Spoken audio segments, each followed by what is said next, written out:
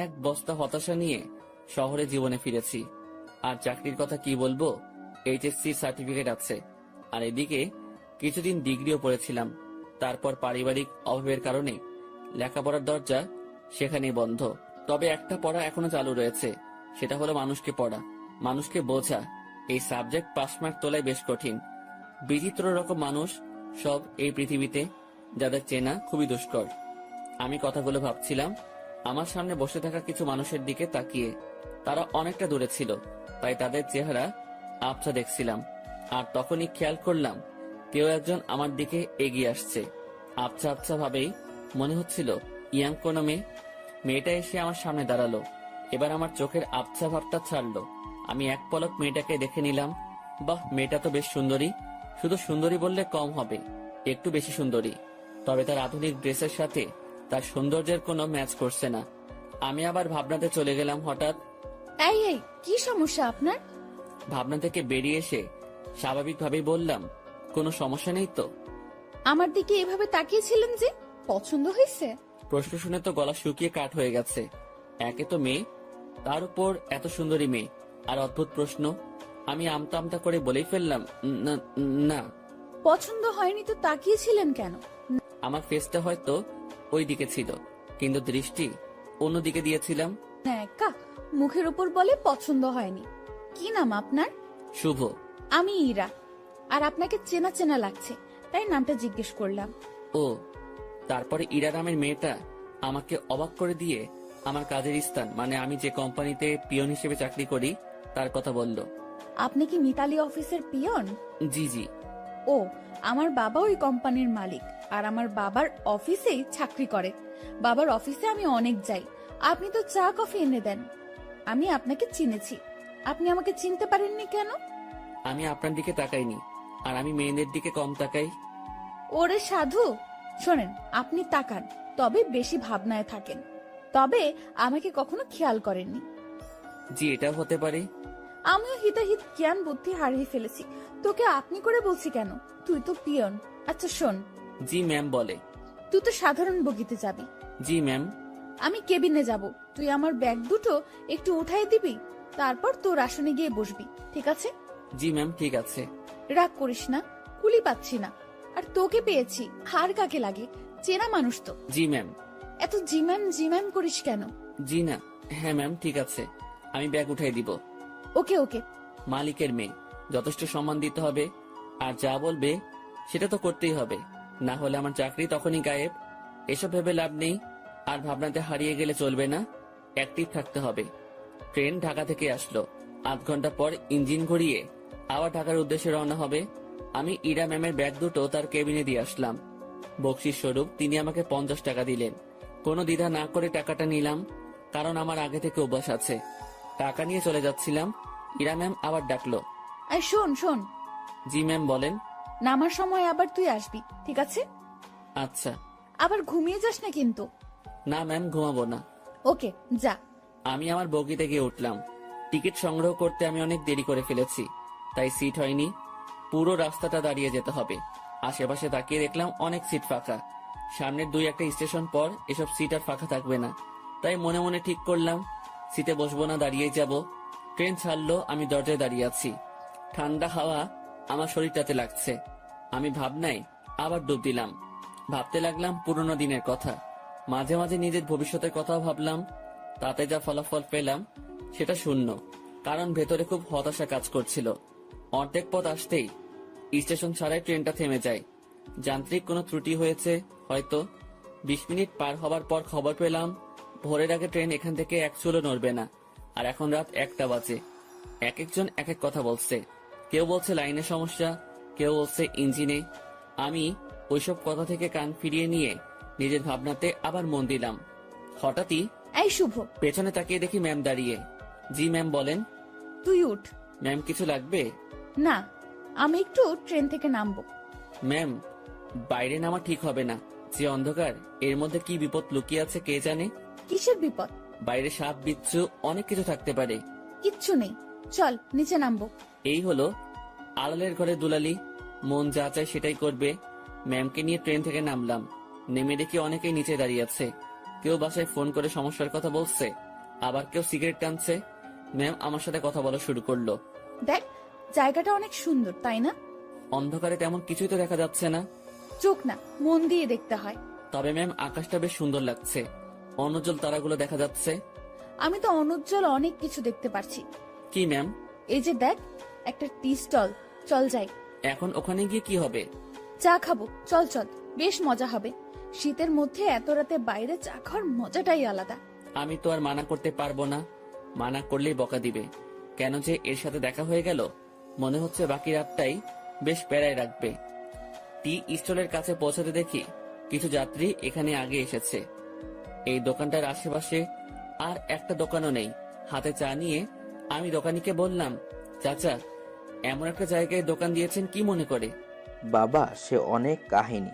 বাজারে দলাদলি চলে, আমার লোকজন না থাকায় ওখানে দোকানটা নেওয়া হয়নি। রাগের মাথায় নিজের জায়গাতেই দোকানটা নিয়ে বসেছি। বাহ, বেশ করেছেন। তা চলে কেমন? আলহামদুলিল্লাহ, ভালোই চলে। একটা কথা বলি, রাগ করে এখানে দোকান দিয়ে ভালোই করেছেন, এর জন্য আপনার হাতে চা খেতে পারলাম। আরো কিছুক্ষণ কথা হলো, বিলটা আমি দেই। ম্যাম আর আমি চলে আসি। ওনার সাথে আড্ডা দিতে খুব ইচ্ছে করছে, কিন্তু মালিক পক্ষের লোক আগ বাড়িয়ে কথা বলাটা বেয়াদবি হবে। আমি কিছু বলছি না, চুপচাপ তার পেছন পেছন হাঁটছি। আমার চুপ থাকা দেখে ম্যাম হয়তো কিছু একটা ভাবছে। আমাকে বলল, কি রে, কথা বলতে পারিস না? দোকানের সাথে তো বেশ জমিয়ে কথা বললি, এখন চুপ কেন? ম্যাম কি বলবো? সেটা কি আমাকে বলে দিতে হবে? দোকানে কি তোকে কিছু বলেছিল? না। তো কিছু বল, সারা রাত তো এভাবে চুপ থাকতে পারবো না। আপনি রাজশাহীতে কোথায় আসছিলেন? আর বলিস না, আমার একটা বান্ধবীর বিয়ে হলো, বিয়েতে আসছিলাম। ও। তুই বিয়ে করেছিস? না ম্যাম। কেন? কাকে বিয়ে করব? কাকে করবি মানে? দেশে কি মেয়ের অভাব পড়ছে? আসলে সেটা না, তো কি? আমার পরিবার নেই, আমার বিয়ে করা একটু সমস্যা। তো সমস্যার কি আছে? দেশে অনেক মেয়ে আছে যাদের পরিবার নেই, তাদের মধ্যে একজনকে বিয়ে করবি। ম্যাম, ওইরকম হলে আমি করব না। কেন? সেটা না বলি। ওই সব বলতে হবে। মাথায় একটা দুষ্টু বুদ্ধি এলো। আমি বললাম, ম্যাম, আপনার মতো সুন্দরী পেলে ভেবে দেখতে পারি। তোর ভাবা লাগবে না, আমার মতো কেউ তোর দিকে তাকাবেও না। সেটা আমার জন্যই ভালো। কেন? তাহলে আর বিয়ে করা লাগবে না। হয়েছে ভাই, থাম এবার। চল লাইনের ওই পাশটাই ঘুরে আসি। ইরা ম্যাম যেদিকে যাচ্ছে আমিও তার পেছন পেছন ছুটছি। একবার বললাম যে বাকি রাতটুকু ঘুমিয়ে নেন, তখন আমাকে ধমক দিয়ে বলল, সে কি আমার আদেশ মেনে চলবে? পরক্ষণেই ভাবলাম, তাই তো, সে আমার কথা মানবে কেন? সে তো মালিক পক্ষের লোক। লাইনের অন্য পাশটায় চলে আসলাম। এই পাশটায় ফাঁকা জায়গা নেই, কাছে একটা গ্রাম দেখা যাচ্ছে, আর লাইনের পাশ দিয়ে একটা রাস্তা গ্রামের ভেতরে চলে গেছে। চল রাস্তাটা দিয়ে গ্রামের ভেতর যাই। না ম্যাম, এত রাতে যাওয়া ঠিক হবে না। আমি কি বলছি তোকে? জি ম্যাম, চলেন। এই হলো মেয়ে মানুষ, ভালো মন্দ কিছুই বোঝে না। তারপর যদি এরকম ধনী ঘরের মেয়ে হয়, তাদের মাথার তার দুই একটা কমই থাকে। এরা পুরো পৃথিবীকে নিজের মনে করে আর ভাবে সেই সব থেকে ক্ষমতাধর ব্যক্তি। দুজনে অনেকটা হাঁটলাম, এখন আমরা হাঁটছি গ্রামের ভেতরে। পুরো গ্রাম নিস্তব্ধ, কোথাও কোনো সারা শব্দ নেই, শুনশান পরিবেশ। ম্যাম মাঝে মাঝে আমার সাথে কথা বলছে। এক সময় আমরা ভালোই কথা বলতে শুরু করি। ম্যাম আমাকে বলল, তুই কি সারা জীবন এইভাবেই কাটাবি? জানি না। জানিস না মানে? আমার ভাগে কি আছে আমি কিভাবে বলবো? তাও সবার তো অনেক ফিউচার প্ল্যান থাকে, তোর নেই? না। অদ্ভুত। আচ্ছা ম্যাম, একটা জিনিস আমার কাছে খুব খারাপ লাগছে। কি? বললে রাগ করবেন না তো? না, বল। স্টেশনে যখন আপনাকে দেখলাম, তখন একটা জিনিস খেয়াল করেছি। কি খেয়াল করেছিস? আপনার সৌন্দর্যের সাথে আপনার আধুনিক সাজগোজ একদমই বেমানান। কি বলিস? সবাই তো খুব প্রশংসা করে। সবার চোখ নেই তাই।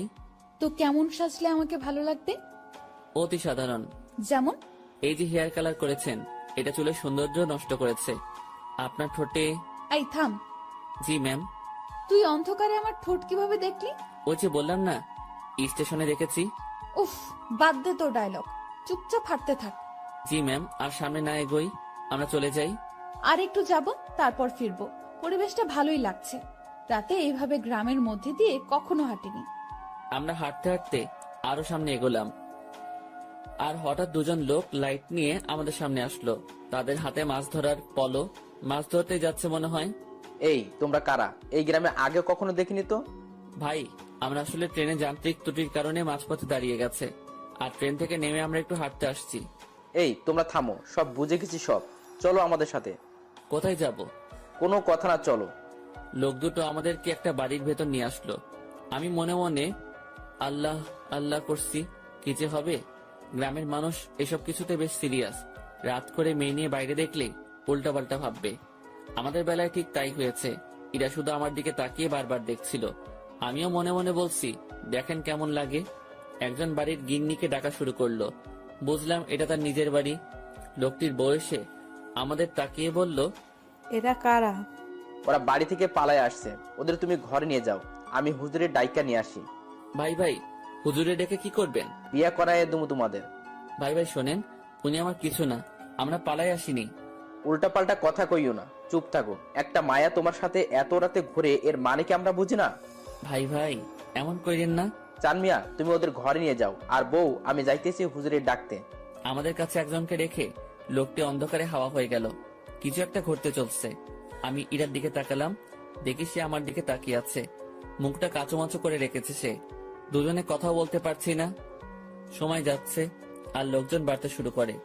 আমাদের দুজনকে 2 রুমে রাখা হয়েছে। আমি শুধু আল্লাহ আল্লাহ করছি। ওইদিকে ইরার কি অবস্থা হয়েছে আমি জানি না। কিছু সময় পর হুজুর আসলো। আমি তাকেও বুঝালাম। স্বস্তির কথা হলো সে বুঝেছে। কঠিন একটা সমস্যা থেকে বাঁচলাম। হুজুরটা আমাদের লাইন পর্যন্ত এগিয়ে দিল। তারপর ওয়াও, কি দারুণ অভিজ্ঞতা। ধুর, চুপ করেন তো, এখনই তো একটা ইয়ে হয়ে যেত। ইয়ে মানে কি? আরে বড় বাচ্চা বেঁচে গেছেন। তা তো জানি, তবে দারুণ লাগছে। আপনি থাকেন, যেখানে ইচ্ছা যান, আমাকে ডাকবেন না। আমি ট্রেনে উঠলাম। ওনার সাথে সাথে আর দেখা করলাম না। ফজরের আজান হলো, তার কিছুক্ষণ পর আমাদের ট্রেন আবার যাত্রা শুরু করলো। আমি ঠিক আমার আগের জায়গাটায় দাঁড়িয়ে আছি। ইরা ম্যাম আবার আসলো। তুই ভালোই বদমাইশ তো। কি কি করছি আমি? তুই আমার উপর ছাড়ি দিস, আমার উপর রাগ দেখাস। তো কি করব? আপনার মাথায় কি ব্রেন নামক জিনিসটা আছে? থাকলেও তো মনে হয় কাজ হবে না। এরকম ছেলে মানুষই করেন, কি জন্য বড় হয়েছেন বোঝেন না কিছু। ম্যাম আমার দিকে হা করে তাকিয়ে আছে। আমি জানি কথাটা বলার পর আমার চাকরি থাকবে না। আপনার বাবাকে কিছু বলতে হবে না, আমি অফিস যাব না। ম্যাম কিছুক্ষণ চুপ থেকে বলল, আমি তোকে চাকরি দেইনি, তোর চাকরি আমি কাটবো কেন? এই যে আমাকে বকা দিলি, মনে রাখিস, এর শোধ আমি তুলবো। ইরা রাগ দেখে তার কেবিনে চলে গেল। ম্যাম যে থ্রেটটা দিল, আমার একটু ভয় লাগলো না। ওনার কথা শুনে মনে হলো কোনো বাচ্চা আমাকে থ্রেট দিয়েছে। ওনার কণ্ঠটা সত্যি অসাধারণ। শুনলে মনে হয় বারবার শুনি। না, আমি আবার ভাবনাতে হারিয়ে যাচ্ছি কেন। যাই, ওনার কেবিনে গিয়ে সরি বলে আসি। না হলে আমার কি করে বসবে আল্লাহ জানে। আমি তার কেবিনের ভিতর ঢুকবো, তখনই কারোর সাথে ধাক্কা লাগলো। তাকিয়ে দেখি ম্যাম। উনি হয়তো বাইরে আসছিলেন। এটা কি হলো? সরি ম্যাম, বুঝতে পারিনি। তুই আমার কেবিনে কি জন্য? সরি বলতে আসছি। সরি বললে তো কাজ হবে না, আমি তোকে মাফ করব না। কিছুক্ষণ তর্ক হলো। আমি তাকে বললাম, আমার উপর কেউ রাগ করে থাকুক সেটা আমি চাই না, আপনার মন যা চাই তাই করেন। কথাটা বলতেই ম্যাম আমাকে অবাক করে আমার গালে 2টো চড় বসিয়ে দিল। এখন বুঝতে পারলাম ম্যাম বেশ রেগে গিয়েছিল আমার উপর। চড়টা না খেলে হয়তো বুঝতে পারতাম না। আমি তো ভেবেছিলাম অন্য কোনো শাস্তি দিবে হয়তো। চড় মারার পর ম্যাম আরো বলল, তুই আমার বেস্ট ফ্রেন্ড হবি? এমন থাপ্পড় খাওয়ার পর এরকম প্রস্তাব পাবো ভাবতেও পারিনি। মনে মনে ভাবছি, আমি তার সাথে কেন বন্ধুত্ব করতে যাব? তার চালচলন আর আমার চালচলন রাত দিন তফাৎ। কিন্তু কথাটা তাকে মুখের উপর মানা করতে পারবো না, যদি আবার কয়েকটা থাপ্পড় দিয়ে দেয়। ভয় ভয় বললাম, হব। গুড, তুই এখন যা। না, শোন শোন, তোর কন্ট্যাক্ট নাম্বারটা দিয়ে যা, আমি কল করে তোকে ডেকে নেব যে কোনো সময়। ম্যামকে মোবাইল নাম্বারটা দিয়ে আগের জায়গায় ফিরে আসলাম। 8টায় আমাদের গন্তব্যে পৌঁছে গেলাম। ইরা ম্যামের কথা অনুযায়ী তার ব্যাগগুলো নামিয়ে দিলাম। এখন উনি আর আমি স্টেশনের বাইরের রাস্তায় দাঁড়িয়ে আছি। বাসা থেকে ওনার জন্য গাড়ি পাঠানো হয়েছে। গাড়ি জ্যামে পড়েছে, তাই অনেক লেট হচ্ছে। আমার পেটের অবস্থা খারাপ, রাতে কিছু খাওয়া হয়নি, আবার অনেকটা বেলা হয়েছে, পেটে এখনো কিছু পড়েনি। ম্যামের সামনে কিছু বলারও সাহস পাচ্ছি না। কিছু সময় পর উনি আমাকে বললেন, তোর কি ক্ষুধা লাগছে? জি অনেক। তো খেয়ে আয়। আচ্ছা আপনি দাঁড়ান, আমি যাবো আর আসবো। আমি একটা দোকানে গিয়ে চা বিস্কিটের সাথে কয়েকটা কলা খেয়ে নিলাম। দোকানদারকে টাকা দিতে যাব, তখন মনে হলো ম্যামও তো কিছু খাইনি, ওনাকে খাওয়ার কথা বলা উচিত ছিল। ভুলটা যেহেতু করেই ফেলেছি, তাই ওনার জন্য কিছু নিয়ে গেলাম। আমি কাছে গিয়ে তার দিকে খাবারগুলো এগিয়ে দিলাম। আমার দিকে উনি ভ্রু কুঁচকে তাকালো। এগুলো আমাকে কেন দিচ্ছিস? খেয়ে নিন, আপনি তো রাতে কিছু খাননি। তুই কি ভাবিস আমাকে? আমি সকাল সকাল রাস্তায় দাঁড়িয়ে এসব খাবো? এগুলো তোদের মতো লোকজন খাবে। সরি ম্যাম, বুঝতে পারিনি। খাবারগুলো নিজের ব্যাগে ভরে নিলাম, নিজে বাসায় গিয়ে খাবো। ঘন্টাখানেক পর গাড়ি আসলো। ম্যামকে উঠিয়ে দিয়ে আমি আমার বাসায় চলে গেলাম। আমার হাতে শুধু আজকের দিনটাই ছুটি আছে, আগামীকাল থেকে ডিউটি। বাসায় এসে সব ঠিকঠাক করে নিলাম। দিনের বাকি সময়টুকু আর বাইরে বের হলাম না। এই শহরের গাড়িগুলোর হর্ন আমার ভালো লাগে না। প্রচন্ড বিরক্তিকর একটা জিনিস, শুনলেই মাথা ব্যথা শুরু হয়ে যায়। রুমের জানালা খুলে দিয়ে আকাশের দিকে তাকিয়ে থাকি। গতকাল রাতের ঘটনাটা ভাবতে থাকি। কাল যদি বিয়েটা হয়ে যেত, আজ আমি মামা শ্বশুর বাড়ি থাকতাম, মানে জেলে। কি বাঁচাটাই না বাঁচলাম। সন্ধ্যার একটু আগ দিয়ে ইরার কল পেলাম। উনি আমাকে তাদের অফিসের সামনে যেতে বলেছে। গত রাতে ফ্রেন্ড হয়েছি, কথা রাখতে অবশ্যই যেতে হবে। কথাই আছে, ফ্রেন্ডের কাছে কোনো বাহানা চলে না। আমিও তাই কোনো বাহানা বা ব্যস্ততা দেখালাম না। বাইরে যাচ্ছি ওনার সাথে দেখা করতে, তাই একটু সাজতে হবে। ব্যাগ থেকে নতুন একটা ফুল হাতা গেঞ্জি বের করলাম। একটু স্মার্ট সাজার জন্যই। সুন্দরীদের সামনে তো আর এমনি এমনি যাওয়া যায় না। এই প্রথম কাউকে উদ্দেশ্য করে সাজগোজ করছি। মনের মধ্যে কেমন যেন খটকা লাগছিল। এখন খটকা দেখার সময় নেই। চটপট রেডি হয়ে আমার অফিসের সামনে গেলাম। ম্যামকে গিয়ে ঠিক সেখানে পেলাম। উনি তার গাড়ির সাথে হেলান দিয়ে দাঁড়িয়ে আছে। আমি তার সামনে গিয়ে ম্যামকে ডেকে সালাম দিলাম। উনি উত্তর দিলেন আর সাথে সাথে বললেন, গাড়ির পেছনে বসে যা। কোথায় যাবেন?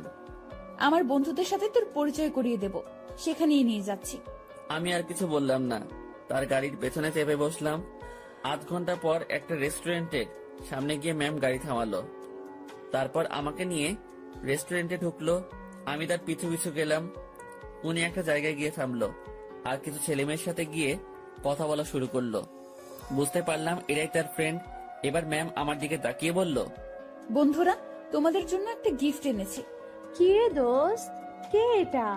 আর বলিস না, এই প্রাণীকে রাজশাহীতে পেয়েছি। এই পাগলার সাথে কিছুক্ষণ কথা বলেছি, তারপর বেস্ট ফ্রেন্ড হওয়ার প্রস্তাব দিয়েছি। দুঃখের বিষয় হলো পাগলা আমার কথা বিশ্বাস করে হ্যাঁ বলে দিয়েছে। তোরা বলতো, এর মতো খ্যাত মানে কি বলবো, এরকম একটা মানুষ আমার ফ্রেন্ড। অসম্ভব। দেখ ভাই, আমার ফ্রেন্ডদের সাথে পরিচয় করিয়ে দিতেই তোকে এখানে নিয়ে আসছি। ইরা একে একে তার বন্ধুদের সাথে পরিচয় করিয়ে দিল। সবাই বনেদি ঘরের ছেলে মেয়ে। ট্রেনের কথা মনে পড়তেই লজ্জায় ঘেমে যাচ্ছি। এখন মান সম্মান যা যাওয়ার তা তো গেছে, বাকিটুকু নিয়ে এখান থেকে কেটে পড়তে পারলেই হলো। কিছুক্ষণ পর সেটাও থাকলো না। আমার পোশাক আর চেহারা নিয়ে তারা উপহাস করতে শুরু করলো। একটা ছেলে এগিয়ে এসে বলল, ভাইয়া এটা গেঞ্জি নাকি তেনা? কোথা থেকে কিনেছো ভাইয়া? নাকি কারো পড়ে থাকা জিনিস কুড়িয়ে নিয়েছো? না ভাই, সত্যি কিনেছি। ওমা, তাই? হুম। দেখ, ছেলেটা মাথায় তেল দিয়ে আসছে। সবাই হেসে উঠলো। সত্যি কথা বলতে আমি তেল দেইনি, ওরা পচানি দেওয়ার জন্যই বলছে। ভাবছি এখানে আর থাকা ঠিক হবে না। ম্যামকে বললাম, ম্যাম আমি এখন যাই। ওলে বাবুটা, এখনই না, কিছু খেয়ে যাও। হ্যাঁ, কিছু খেয়ে যা। একটা ছেলে আমার পকেটে হাত দিল। আমার দুর্ভাগ্য যে পকেট থেকে সে 20,000 টাকা নিয়ে এসেছি। ব্যাগে রেখে আসবো মনে ছিল না। ছেলেটা আমার পকেট থেকে টাকাটা দেখে একটু অবাক হয়ে বলল, কি রে, তোর কাছে এত টাকা কুড়িয়ে পেয়েছিস কোথায়? যাই হোক, আমাদের কিছু খাওয়া। আমি আর কি মানা করব, মান সম্মান একটু বজায় রাখতে হ্যাঁ বললাম। তাতেই ওরা সুযোগ পেয়ে গেল। নানা রকম দামি খাবার অর্ডার করলো, যেগুলো আমি চোখে দেখা তো দূরের কথা, নামও শুনিনি। ওরা সবাই খাচ্ছে, আমি দাঁড়িয়ে আছি। একজন খেতে বলেছিল, কিন্তু আমি মানা করেছি আর বলেছি খেয়ে আসছি, আমার পেট ভরা। খাওয়া শেষে বিল তো 20,000-এর উপরে এলো। আমার মাথায় ঢুকলো না 7-8 জন মিলে 20,000 টাকা কিভাবে খায়। যেটা জোগাড় করতে আমার বছরখানেক সময় লেগেছিল। খারাপ ভালো দু ধরনের মজাই পাচ্ছিলাম। কম খাবারে এত বিল আর আমার পকেটে টাকা গায়েব। ম্যাম আমি এখন চাই। হ্যাঁ যাবি, তার আগে একটা কথা বলি, কখনো এরকম মফিস মার্কা কাজ করবি না। এত সহজে কোনো বন্ধুত্ব পাওয়া যায় নাকি? জীবনে কোনো কিছুই সহজভাবে নিবি না। জি ম্যাম। যা তাহলে। আমি বাইরে এসে দাঁড়ালাম। পকেটে টাকা নেই, বাসায় যাব, টাকা লাগবে। মনে মনে ঠিক করলাম ম্যামের কাছ থেকে কিছু টাকা চেয়ে নিব, না হলে এই পথ যেতে যেতে মধ্যরাত হয়ে যাবে। কাল সকালে আবার অফিসে যেতে হবে। অনেকটা সময় পার হওয়ার পর ম্যাম আর তার বন্ধুরা বের হলো। আমি ম্যামকে ডাকায় সে বাকিগুলোকে বিদায় দিয়ে আমার দিকে আসলো। কি হয়েছে, এখনো যাসনি কেন? ম্যাম আমাকে কিছু টাকা, পুরোটা বলার আগেই একটা থাপ্পড় বসিয়ে দিল। আমি আবার বললাম, গাড়ির ভাড়া টাকাটা চাইছিলাম, পকেটে কোনো টাকা নেই, যেতে অনেক সময় লাগবে, কাল থেকে আবার অফিস আছে। তোর জন্য কি আমি টাকা নিয়ে দাঁড়িয়ে আছি, ফকিন্নির বাচ্চা? কথাটা সত্যি বুকের মাঝখানে গিয়ে লাগলো। আমি আর কথা বাড়ালাম না, ওনার দিকে একবার তাকিয়েই হাঁটা শুরু করলাম। সেই জায়গা থেকে বাসায় যাওয়ার পুরোটা সময় শুধু রেস্টুরেন্টের ভেতরের অপমানের কথা মনে হয়েছে। আজকাল মানুষগুলো কেমন হয়েছে, আরেকজনের আর্থিক অবস্থা না বুঝে তার টাকা খসানোর জন্য উঠে পড়ে লাগে। টাকাগুলোর জন্য খুব মায়া হচ্ছে। ওদের কাছে হয়তো সামান্য টাকা, কিন্তু আমার কাছে পাহাড় পরিমাণ। মধ্যরাতে বাসায় ফিরলাম, কিছু শুকনা খাবার খেয়ে শুয়ে পড়লাম। শুয়ে আর কিছু ভাবলাম না, ঘুমানোর চেষ্টা করলাম, কারণ কাল অফিস যেতে হবে। পরদিন সকালবেলা উঠতে আর দেরি করলাম না, ফোনে অ্যালার্ম দেওয়াই ছিল। সময় মতো উঠে হাতের কাজগুলো সেরে নিলাম, তারপর খেয়ে অফিসের উদ্দেশ্যে রওনা হলাম। অফিসে যাওয়ার পর যে সমস্যায় পড়লাম সেটা আমি কখনো চিন্তাও করিনি। যেখানে স্যার মানে ইরার বাবা বসে থাকার কথা, সেখানে ইরা বসে আছে। ওই চেয়ারটাতে ইরা বসা মানে আজকের দিনটা পুরো শেষ। আমি রুমে ঢুকে তাকে সালাম করে বেরিয়ে আসলাম। কিছুক্ষণ পর উনি নক করলেন। আমি ভেতরে গিয়ে বললাম, জি ম্যাম বলুন। 4 নম্বর টেবিলে রাশিদ সাহেব অফিসে আসেনি, তুই একটু খোঁজ নিয়ে দেখ। জি ম্যাম। আমি ফোন করে জানলাম উনি রাস্তায় আছেন। আমি ম্যামকে সেটা জানিয়ে দিয়ে বাইরে বসে আছি। সেই মুহূর্তে জেনারেল ম্যানেজার আমাকে ডাকলেন কফি এনে দিতে। আমি কফি নিয়ে তার রুমে গেলাম। কফির কাপটা হাতে নিয়ে দেখলেন এবং ফেলে দিলেন। কি হয়েছে এটা বলার সাথে সাথে উনি আমাকে চর বসিয়ে দেন আর বলেন, কফির উপর মরা মাছি পড়ে আছে, দেখিস না? সরি স্যার, দেখতে পাইনি। উনি আমার কলার ধরলেন। আমি যদি এটা খেয়ে ফেলতাম, তারপর যদি অসুখ করতো, তুই কি করতিস তখন? স্যার মাফ করে দেন, দেখতে পাইনি। উনি অনেক বাজে বাজে বকা দিচ্ছিলেন। অফিসের মধ্যে একটা শোরগোল বেঁধে গেল। ইরা ম্যাম তার কেবিন থেকে উঠে আসলেন। সবাই মিলে দোষটা আমাকে দিচ্ছিল। এখন ভয় লাগছে যে ম্যাম চটটা মেরে হয়তো বিদায় করে দিবেন। তারপর ম্যাম সবকিছু শুনলেন, আমার থেকেও আর ম্যানেজারের থেকেও। সব শোনার পর যা করলেন দেখে তো আমি হতবাক। পরপর 2টা চর বসিয়ে দিলেন ম্যানেজারের গালে। আমি কিছু বলার আগেই এখান থেকে বের হবে। আর হ্যাঁ, বাকি সবাইকে বলছি, এটা নিয়ে কোনো কথা হবে না। সমস্যা হয়েছে, সমাধান করেছি। সমালোচনা করে ভালো জিনিস খারাপ বানাবে তো পাবলিক, বুঝবা? কত ধানে কত চাল। যার যার কাজে যাও, অনেক সময় নষ্ট হয়েছে। কিছুক্ষণ ঝড়ের পর অফিস স্বাভাবিক, আগের মতো কাজ চলছে। কিভাবে সব সামলে নিলাম। হুটহাট ম্যানেজার শ্যাক্ট, সাথে 2টা থাপ্পড়। বিচারটা যাই করুক, তাহলে আমার সাথে অমন করলো কেন? ভাবতে ভাবতে কোনো উত্তরই খুঁজে পেলাম না। লাঞ্চের সময় আমি বাসা থেকে রুটি নিয়ে আসছি। 2-1জনকে পানি এনে দিয়ে আমি খাওয়ার জন্য বসবো, তখন ম্যাম ডাকলো। মনে মনে ভাবছি খাওয়াটাও কপালে নেই। মুখ ভার করেই ম্যামের রুমে ঢুকলাম। জি ম্যাম, কিছু বলবেন? তুই খাবার খেয়েছিস? জি না। বাসার থেকে খাবার নিয়ে আসছিস নাকি বাইরে গিয়ে খাবি? বাসা থেকে এনেছি। যা, খাবার নিয়ে আমার রুমে আয়। ম্যাম বুঝিনি। আরে হারামি, খাবার নিয়ে আমার রুমে আয়। কথাটা শুনেই ভাবছিলাম আমি ঠিক শুনছি তো। ভাবনাতে আর ডুব দিলাম না। দেরি না করে খাবার নিয়ে আবার রুমে ঢুকলাম। ম্যাম তো দেখি দামি দামি খাবার সব টেবিলে সাজাচ্ছেন। আমাকে দেখিয়ে দেখিয়ে বললেন, এসব আমার মায়ের হাতের রান্না। ম্যাম আমি বাইরে গিয়ে খাই, আপনি খাওয়া শুরু করেন, পানি লাগলে বলবেন। এই, তুই কি এই জন্য ডেকেছিস? আচ্ছা, তোর খাবারের বাটিটা আমার হাতে দে তো। আমি তেমন কিছু আনিনি, ওই রুটি। আমি দেখবো, দে। ভয়েই বাটিটা ওনার হাতে দিলাম। লজ্জায় তো মাথা কাটা যাওয়ার অবস্থা। বাসায় কিছু ছিল না, তার উপর টাকাও নেই। রুমে পেঁয়াজ মরিচ ছিল, সেগুলো কেটে তেল আর লবণ দিয়ে মাখিয়ে নিয়ে আসছি। ম্যাম যদি সেটা দেখে তো। কথাটা ভাবতে ভাবতেই বাটির ঢাকনা খুলেই উনি চোখ বড় বড় করে ফেলেন। খাবারটা কিছুক্ষণ তাকিয়ে থেকে দেখে আবার আমার দিকে তাকালেন। কি রে, এগুলো কি? ম্যাম আসলে রুমে কিছু ছিল না, তারপর টাকাও নেই। রুমে আটা ছিল তো, ওইটা দিয়ে আর কি একটা ব্যবস্থা করে নিয়ে আসছি। ম্যাম আমার বাটিটা টেবিলে রাখলেন, তারপর উনি তার চেয়ারে বসে পড়লেন। আমি দাঁড়িয়ে আছি, উনি একবার আমার দিকে তাকাচ্ছেন আর একবার আমার খাবারের দিকে তাকাচ্ছেন। আমি ওনার সামনে এখন লজ্জাতে ইমিটিমিটি হাসতেছি। উনি কিছু সময় চুপ থাকার পর মুখ খুললেন। এই যে, এই খাবারগুলো তোর। ওনার খাবার আমার দিকে এগিয়ে দিলেন। আমি টেবিলের কাছে গিয়ে হাত দিয়ে নিজের বাটিটা নিয়ে বললাম, আমি যেটা এনেছি সেটা না খেলে আমার পেট ভরবে না, আর আপনার খাবার খেলে আমার পেট খারাপ হতে পারে। এত ভালো জিনিস কখনো খাওয়া হয়নি তো, পেট খাবারটা সহ্য করতে নাও পারে। গতকালের রাতটা একটু দেখিয়ে রুম থেকে বেরিয়ে আসলাম। নিজের খাবার খেয়ে আবার কাজে মনোযোগ। কার কি লাগছে, কে কি চাচ্ছে, সব দেখাশোনা করছি। দুপুরের পর ম্যাম আমাকে আর ডাকেননি। বুঝতে পারলাম তিনিও কিছুটা বুঝতে পেরেছেন আমার কষ্টটা। রাতে অফিস শেষ করে বাসায় ফিরলাম। পাশের বাসার পরিচিত একজনের কাছ থেকে টাকা ধার নিয়ে মাছ কিনে নিয়ে এসে রান্না বসিয়ে দিলাম। তখন রাত প্রায় 10টার কাছাকাছি। চুলোয় রান্না বসাবে সেই সময় ফোন আসলো। ম্যাম ফোন করেছে, নাম্বারটা সেভ করে রেখেছি। ধরবো কি ধরবো না এমন করতে করতে রিসিভ করে সালাম দিলাম। উনি উত্তর দিয়ে বললেন, কি করিস? এই তো ম্যাম, কিছু না। এখন শোন, জি ম্যাম বলেন। দুপুরে আমার মুখের উপর কথা বলে আমাকে লজ্জা দিয়ে তোর খাবার নিয়ে চলে গেলি, ভয় করলো না? আমি চুপ হয়ে গেলাম।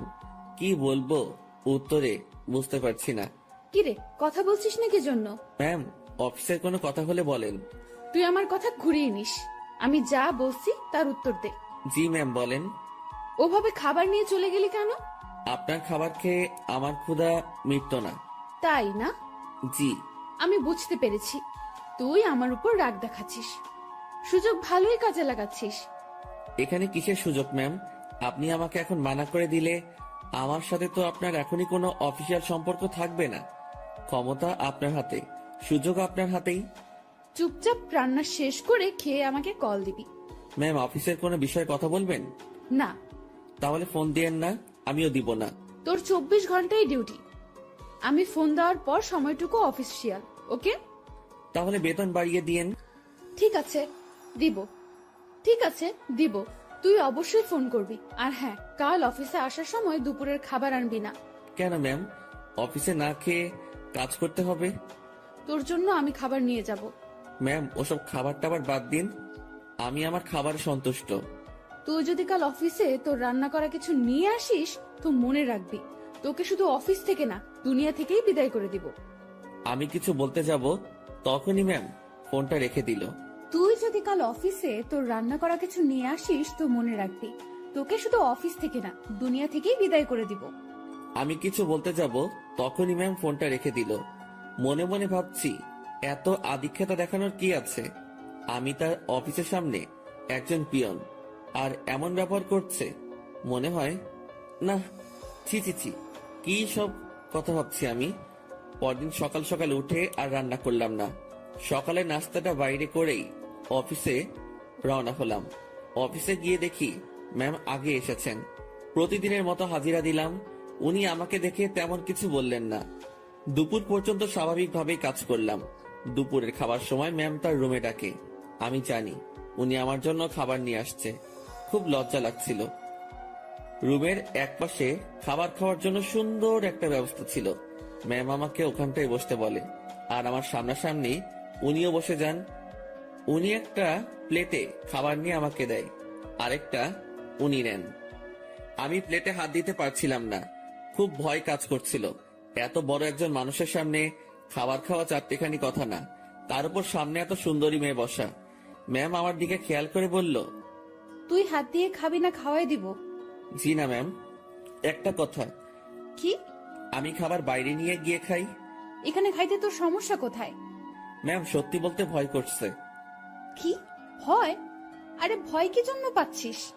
আপনার সামনে এভাবে খাওয়া। তো কি হয়েছে, খা। ম্যাম বাইরে যাই। শুভ, আমি এক কথা 100 বার বলতে পারবো না। আমি আর কথা বাড়ালাম না, ভয়ে ভয়ে খাওয়া শেষ করলাম। ম্যাম ছোট বাচ্চাদের মতো খাচ্ছিলেন, দেখতে বেশ মজাই লাগছিল। ম্যাম খাওয়ার দৃশ্যটা দেখতে গিয়ে তার চোখে চোখ পড়ে যায়। আমার বুকটা তখন ভয়ে ধুপ করে উঠেছিল। ইশারায় বলেছিলেন, কি হয়েছে? আমি মাথা নাড়িয়ে মানা করে বলি, কিছু না। খাওয়া শেষে, তুই বাসায় যা, তোর ছুটি।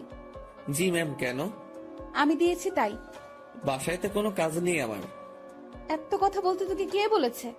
যা, সোজা বাসায় যাবি, কোথাও যেন দেরি না হয়। আমার ছুটিতে বাকি সবাই একটু অবাক হলো। আমি জানি না ম্যাম, আমার কাজগুলো কাকে দিয়ে করিয়ে নেবেন। উনি যেভাবে কাজ করেন, যে কেউ দেখলে অবাক হবে। আমি বাসায় এসে বিছানায় আরাম করছি, মাথার উপর ফ্যানটার দিকে তাকিয়ে অন্য একটা ভাবনায় ছিলাম। নির্দিষ্ট কোনো ভাবনা না, একদমই এলোমেলো। বাংলায় এই ভাবনাকে কি বলে বা কিভাবে ব্যাখ্যা করে আমি জানি না। এই জিনিসটা ভাবতে ভাবতে আমার চোখটা বন্ধ হয়ে আসে। জানি না কতটা সময় ঘুমিয়েছি, হঠাৎ আমার কানে কোনো একটা শব্দে বেজে ওঠে। চোখ খুলে বুঝতে পারি ফোনটা বাজছে। ফোন হাতে নিয়ে আবছা চোখে দেখি ম্যাম কল করেছে। ফোনটা রিসিভ করলাম। কই তুই? কই আবার, আপনি তো ছুটি দিয়েছেন, বাসায় আসছি। তুই কি ঘুমাচ্ছিস? হ্যাঁ। আমি কি তোকে ঘুমানোর জন্য ছুটি দিয়েছি? তাহলে? বাসায় যেতে বলেছি শুধু। জি ম্যাম, আমি তো আপনার কথা সোজা বাসায় আসছি, আর বাসায় কাজ নেই, তাই একটু। তুই চুপ কর, শোন। জি বলেন। আমাদের অফিস থেকে দক্ষিণ থেকে যে লেকটা আছে, তুই চিনিস? জি ম্যাম। তুই আয়, আমি তোর জন্য অপেক্ষা করছি। কেন ম্যাম? তোকে আসতে বলছি না আমি? জি ম্যাম, এই তো আসছি আমি। এবার বুঝলাম আমাকে ছুটি দেওয়ার কারণটা কি ছিল। আমার কাছে এটাও একটা ডিউটি, কিচ্ছু করার নেই, যেতেই হবে। যেমন ছিলাম তেমনই বেরিয়ে গেলাম। গতদিনের মতো আর সেজেগুজে বের হলাম না, যদি আবার অপমান করে। পকেটে টাকা আছে, তবুও হেঁটে যাচ্ছি। এই মাসের বেতন পেতে অনেক দেরি, তাই এমনি টাকা খরচ করা চলবে না। আমি ম্যামের কথা মতো সেই লেকের পাড়ে পৌঁছে যাই। এর মধ্যে ম্যাম আমাকে 2 বার কল করেছিল, শুধু জেনেছিল আমি কই আছি। লেকের পাড়ে যেতেই দেখলাম অনেকেই বসে আড্ডা দিচ্ছে, অনেক বাচ্চারও আসছে। আমি ম্যামকে খুঁজছিলাম, আমাকে দেখে ম্যামই আমাকে ডাকে। আমি ওনার দিকে এগিয়ে যাই। উনি ঘাসের উপর বসা ছিলেন। একটু দূর থেকে মনে হচ্ছিল কোনো কারণে মনটা খারাপ। আমি তার পিছে গিয়ে দাঁড়ালাম। বস এখানে। আমি বসার পর, জি ম্যাম বলেন। আমি বুঝলাম না, 10 মিনিটের রাস্তা 1 ঘন্টা লাগে কিভাবে? আসলে ম্যাম কি বলবো, হেঁটে আসছি। তুই হেঁটে আসছিস কি জন্য? টাকা নাই? আছে, তবে খুবই অল্প। খরচ করলে বড়সড় বিপদে পড়তে হবে। আপনার মন খারাপ দেখছি। ম্যাম কিছু হয়েছে কি? তোর জন্য। ম্যাম আমি কি করেছি? অনেক লেট করছিস। জি সরি। উঠে দাঁড়িয়ে কান ধরে থাক। ম্যাম এটা। আমি উঠতে বলেছি। আমি উঠতে যাব তখনই ম্যাম আমাকে বসতে বলে। টাকা আছে তো, তাই না? হ্যাঁ আছে। চল আইসক্রিম খাবো। আমার টাকা দিয়ে? তো কখনো কোনো মেয়েকে বিল দিতে দেখেছিস তুই? না। তো আমার কাছে চাইবি না। চল আইসক্রিম খাবো। ম্যাম ম্যাম শোনেন, একটু মনটা নরম করেন। টাকাগুলো গেলে খুব সমস্যায় পড়বো। সেটা তো আমি জানি না। তুই আমার বেস্ট ফ্রেন্ড, বেস্ট ফ্রেন্ডের জন্য সবাই জান দিয়ে দেয়, আর আমি তো তোর কাছে টাকা চাইছি। জানতো না, আর সময় হলে জানটাও দিয়ে দিবি। অসহায়ের মতো দাঁড়িয়ে আছি। এখন আমার পকেটের 12টা বাজবে। ম্যাম আর আমি আইসক্রিম খেলাম, আমাদের মধ্যে কোনো কথা হচ্ছিল না। দুজন শুধু হাঁটছিলাম, আর মাঝে মাঝে দরকার হলে উনি নিজে থেকে কথা বলছিলেন। লেকের পাড় থেকে বের হয়ে রাস্তায় আসলাম। উনি গাড়ি নিয়ে আসছেন, দেখে মনে হচ্ছে চলে যাবেন। ম্যাম তাহলে আপনি যান, আমি চলে যাই। এই কই যাস তুই? বাসায়। না, গাড়িতে ওঠ। কোথায় যাবেন? Long drive. না ম্যাম আপনি যান, আমি বাসায় চাই। ব্রেকআপ, যা বাসায় যা, বাসায় গিয়া মর। ম্যাম রাগ করে গাড়িতে হেলান দিয়ে দাঁড়ালো। এরকম অবস্থায় তো রেখে যাওয়া যায় না। আমি তার দিকে একটু এগিয়ে গেলাম, আর উনি যে একটা শব্দ বলেছেন সেটার মানে জানার জন্য তাকে প্রশ্ন করব। যদিও আমি জানি, তবুও প্রশ্ন করব, যাতে ওনার রাগটা ভেঙে আমার প্রশ্নের উত্তর দিতে মনোযোগী হয়। ম্যাম, ব্রেকআপ কি? তুই জানিস না?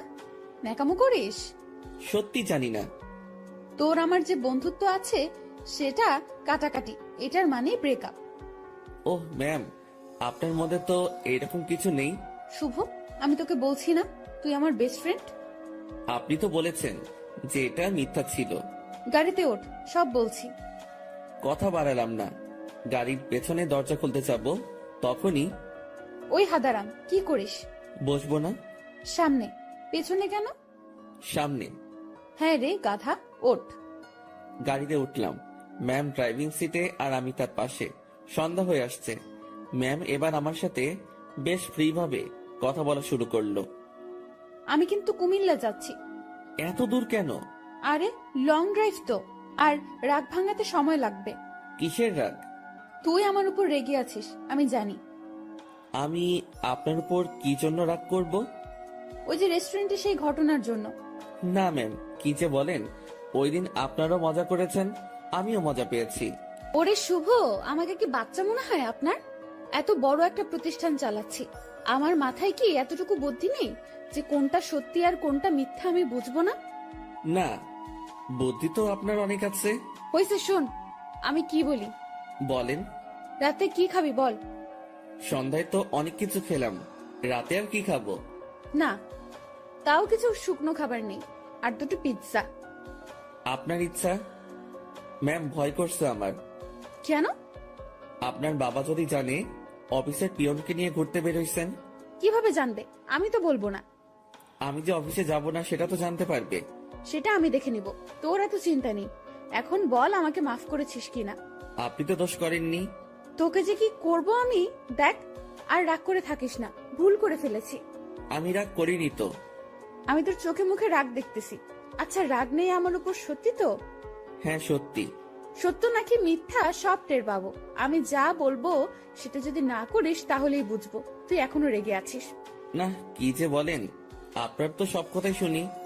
কত যে শুনিস আমার জানা আছে। মাঝপথে আমরা গাড়ি থেকে নেমে কিছু খাবার নিলাম। দুজন বেশ কথা বলতে বলতে যাচ্ছি। ইরা ম্যাম গাড়িটা এখন বেশ ধীর গতিতে চালাচ্ছেন। আজ বেশ কুয়াশাও পড়েছে। এই চল, বাইরে কুয়াশার বৃষ্টিতে ভিজি। এই না, এটা করবেন না। বাইরে গেলে বিপদ। সেদিনের মতো হলে অবস্থা খারাপ হয়ে যাবে। যাব না তো, তোর কেয়ারিংটা আমার খুব ভালো লাগে, সেটা পাওয়ার জন্যই কথাটা বললাম। হুম। তুই কাউকে ভালোবাসিস নাই? কোন ভালোবাসা? মানে পছন্দের মানুষ বিয়ে টিয়ে করার ইচ্ছা এমন? এর আগেও তো বলেছি ওই রকম কেউ নেই।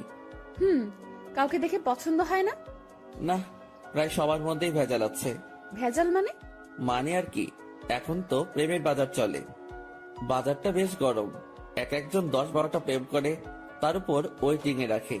তুই জানিস কিভাবে? চোখ খোলা রাখলে সবই টের পাওয়া যায়। ম্যাম, আপনার নেই কি পছন্দের মানুষ? না রে, এসব পছন্দ টছন্দ আমার হয় না। আমাকে যে বুঝতে পারে তাকেই আমার পছন্দ। ও, আপনার বাবা আপনাকে বিয়ে দিবে না? কি সব প্রশ্ন যে করিস! বিয়ে দিবে না কেন? অবশ্যই দিবে। তাদের পছন্দেই বিয়ে করবেন। হ্যাঁ, এটাই তো স্বাভাবিক। হঠাৎ করে এই মাঝ রাস্তায় জ্যাম পড়ে যায়। কুয়াশা বেশি হওয়ায় সব গাড়ি চলাচল বন্ধ করে দেওয়া হয়েছে।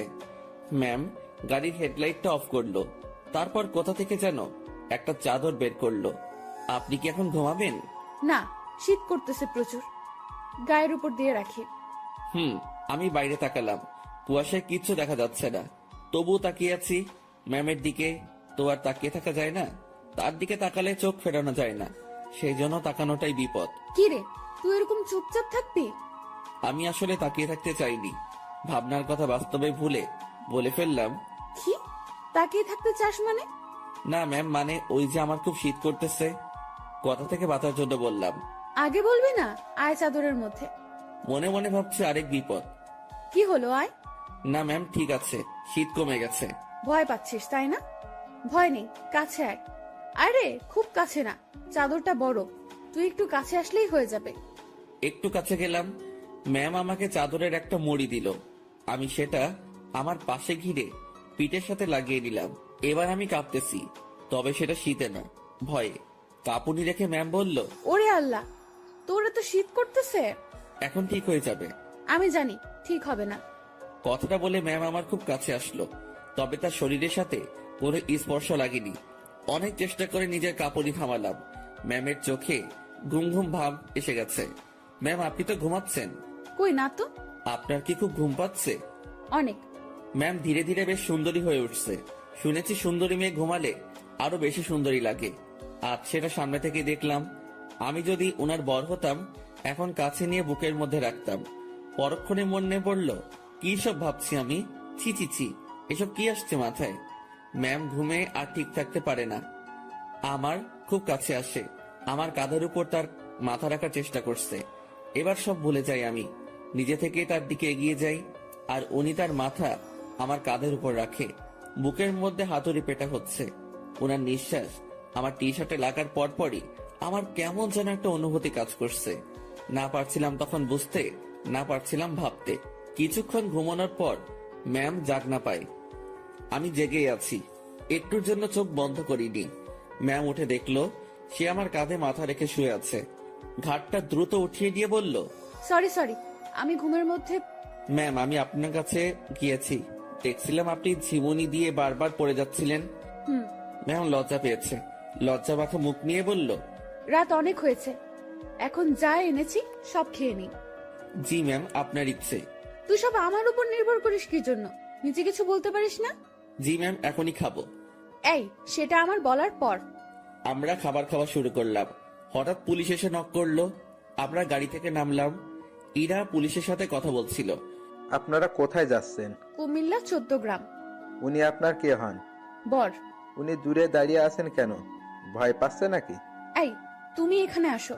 মনে মনে বলছিলাম, ভয় পাবো না? পুলিশকে কি মিথ্যাটাই না বললো? আপনারা যে স্বামী স্ত্রী সেটা আমি বুঝবো কিভাবে?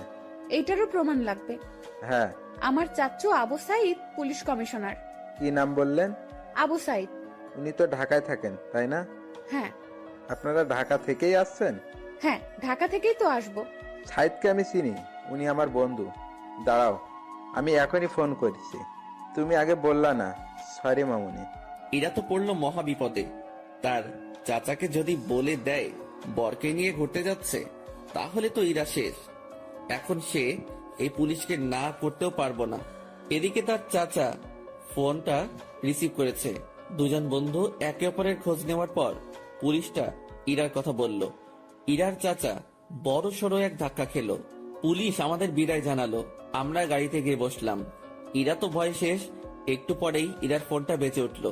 তার চাচা কল করেছে। ইরা ফোনটা রিসিভ করলো। তুমি কোথায় আছো, কিভাবে আছো, কার সাথে আছো আমি জানতে চাচ্ছি না। যার সাথে থাকো না কেন তাকে কাল আমাদের বাসায় নিয়ে আসো, ঠিক আছে? জি চাচু। ওকে। ইরার চাচা ফোন রেখে দেয়। ইরা আমাকে বলতে শুরু করলো, এখন কি হবে? আপনারই তো দোষ, আপনি মিথ্যা বলতে গেলেন কেন? সত্যি বললে যদি সমস্যা করতো তাই।